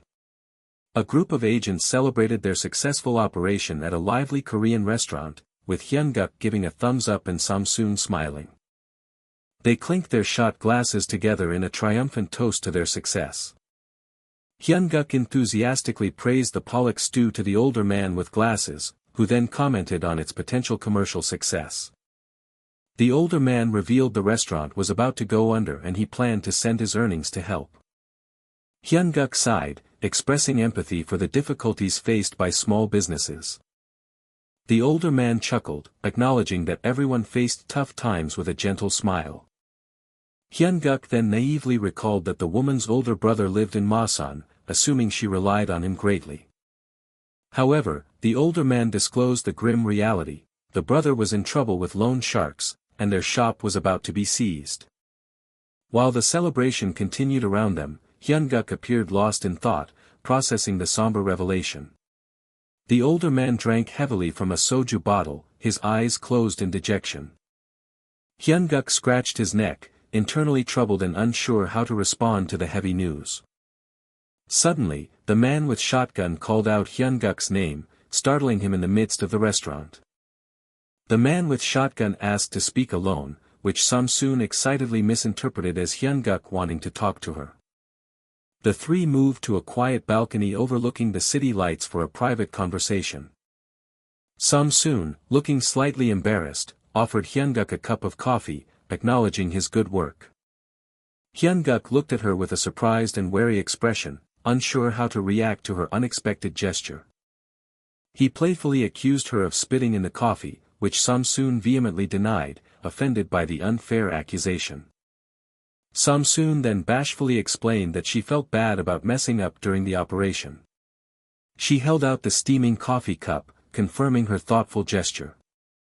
Samsoon confessed her nervousness and inexperience, admitting it was her first time in the field, while Hyunguk listened thoughtfully. Hyunguk took the coffee, offering understanding words that such things happened at first. Samsoon humbly admitted her lack of fieldwork experience, to which Hyunguk teasingly questioned if it was merely a little lacking. She internally described how her body froze despite her mind having all the plans. Her mistakes compounded once she became nervous, symbolized by the shattered glass of her expectations.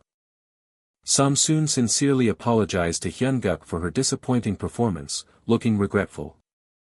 Hyunguk listened with a gentle, understanding expression, offering silent support. He then offered encouraging words, admitting she was good despite being a rookie, and proposed they work together in the field. Samsoon confidently accepted, extending her hand and playfully calling him Junior. Hyunguk reacted with a quiet, contented chuckle. But then, Hyunguk's voice abruptly declared, "I refuse," creating a surprising tonal shift. The man with shotgun called Hyunguk for a word, and Hyunguk acknowledged him with a simple, "yes." The man with shotgun, partially shadowed, sternly stated he had only one question. Hyun-guk, surprised, asked what it was, sensing a specific and curious topic. The man with shotgun dramatically revealed a shotgun and asked, "Do you like our Samsoon?" Hyun-guk bluntly replied, "No," internally adding that she was not his type, amidst a comedic swirl of confusion. The man with shotgun reacted with explosive rage, demanding to know why Hyun-guk disliked Samsoon, as his shotgun clicked ominously. Hyun-guk attempted to clarify, as the man with shotgun menacingly placed shotgun shells on the table, inviting him for a little chat. A beer mug appeared, suggesting the impending serious chat would involve drinks. The man with shotgun questioned Hyun-guk about Samsoon asking for a favor, prompting Hyun-guk's apology for her actions. He revealed his struggles, explaining how he spoiled Samsoon to preserve her confidence as a single parent, sighing about the difficulty of raising a child alone. Hyun-guk, wide-eyed, realized the man was Samsoon's guardian and not her older brother, internally calculating his actual age. The man with shotgun comically fumed at Hyun-guk's age assessment, insisting he was a young 40. He began to narrate his past, showing a framed photo of his deceased wife. He revealed he raised his sister-in-law, Samsoon, after his wife's passing, emphasizing their close family bond as the only family left. The man with shotgun expressed relief that Hyun-guk was Samsoon's partner, asking him to play along and naively downplaying any future risks for the next few years. Hyun-guk sighed in resignation, agreeing to do his best as a partner. The narration concluded, hinting at a future where Samsoon and Hyun-guk would become more than just partners, as Samsoon stood confidently. The scene shifted to a brightly lit, bustling Shanghai airport terminal. A man in a gold-trimmed robe greeted another, whose hand he firmly clasped, welcoming the warrior Al-Wazl. Al-Wazl, a Tier 1 assassin known as the Adjudicator with a red notice issued against him, returned the greeting to the brothers of Hezbollah. The leader of the Hezbollah China branch, an old man in white robes, instructed his brothers to discuss the details in the car. As they traveled down a dark highway, the old man in white robes reported that the situation had unfortunately not been favorable. Al-Wazl calmly relayed the grim news that their friend, Amir, had been arrested. Amir appeared handcuffed and defeated as guards escorted him, confirming his capture. Piles of missiles and crates then illustrated Al-Wazl's declaration that the weapons Amir purchased were seized in international waters. The old man declared his orders were to judge the forces of evil obstructing them, while Al-Wazl stated he had come under God's command. With a benevolent smile, the old man then offered Al-Wazl whatever he might need. Al-Wazl, adjusting his glasses, chillingly declared that a blood judgment must be delivered upon the Korean infidels and requested deployment for himself and his companion. Their target destination, he revealed, was Dandong. A title card then announced a shift in focus to the NIS Rookie. A new nocturnal cityscape with illuminated buildings established a serene yet slightly melancholic urban night.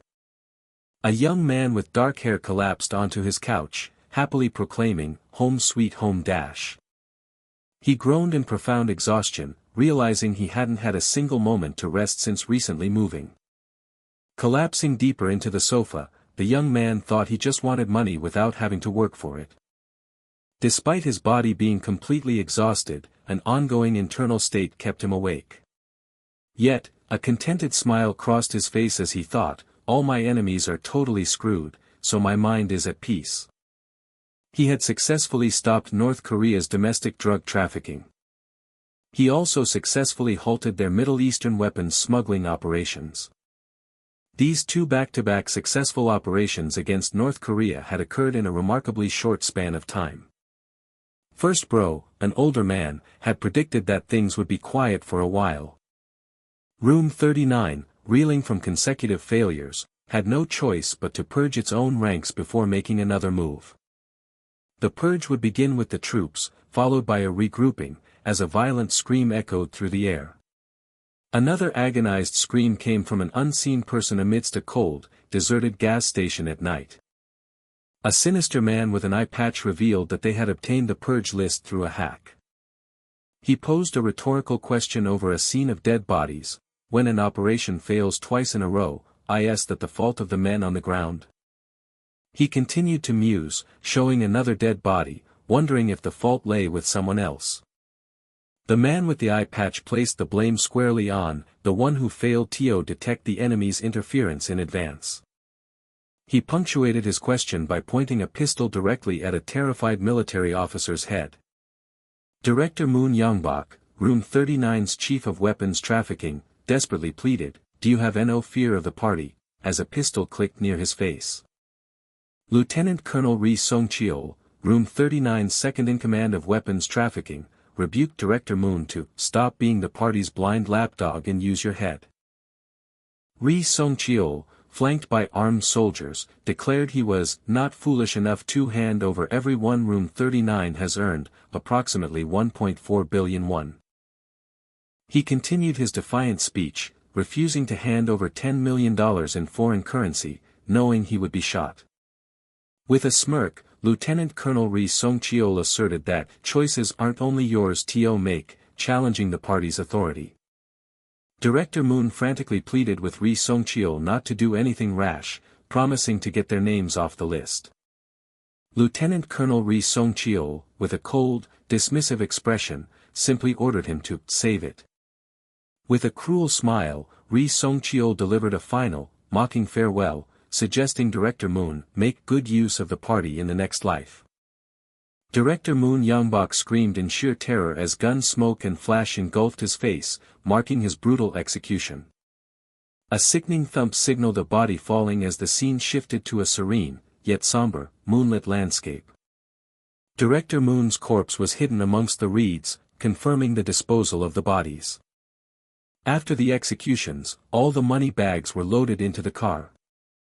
Major Pak Jong-jin, a Room 39 elite operative, reported to Lieutenant Colonel Ri Song-cheol that everything was in order for the operation to begin.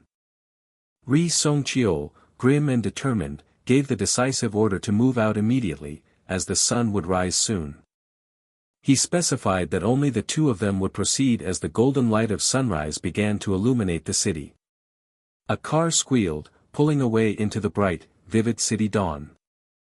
Inside the car, the man with the eye patch announced their arrival in Dandong. He then stated their next destination was the NIS base, with a purposeful gaze. With a grim, determined expression, the man with the eye patch gave the command, "Let's go." The scene shifted to a peaceful, traditional house bathed in the warm light of sunrise. The young man from earlier lay curled on the floor, coughing and drooling from extreme fatigue. Suddenly, he made a drooling sound and opened his eyes wide in surprise. The young man sat up slightly on the sofa, a confused question mark hanging in the air. As his feet touched the floor, he recalled the warnings from Old Man Choi and Mr. Hyo. He yawned and stretched, wondering who on earth could be coming to his place when no one was expected. A mysterious shadow stretched across the translucent glass of his door, deepening the suspense. The doorbell rang repeatedly, prompting him to call out, "Coming, I'm coming," as he internally questioned if he had let his guard down in Dandong, the world's powder keg. The distinctive sound of a chain lock being unlatched echoed in the quiet room. The young man cautiously peeked through the door's gap, asking, "Who's there?" as he stood at the entrance of his safe house. An alarming red hue enveloped his wide eye, emphasizing the misfortune waiting for him just outside the door.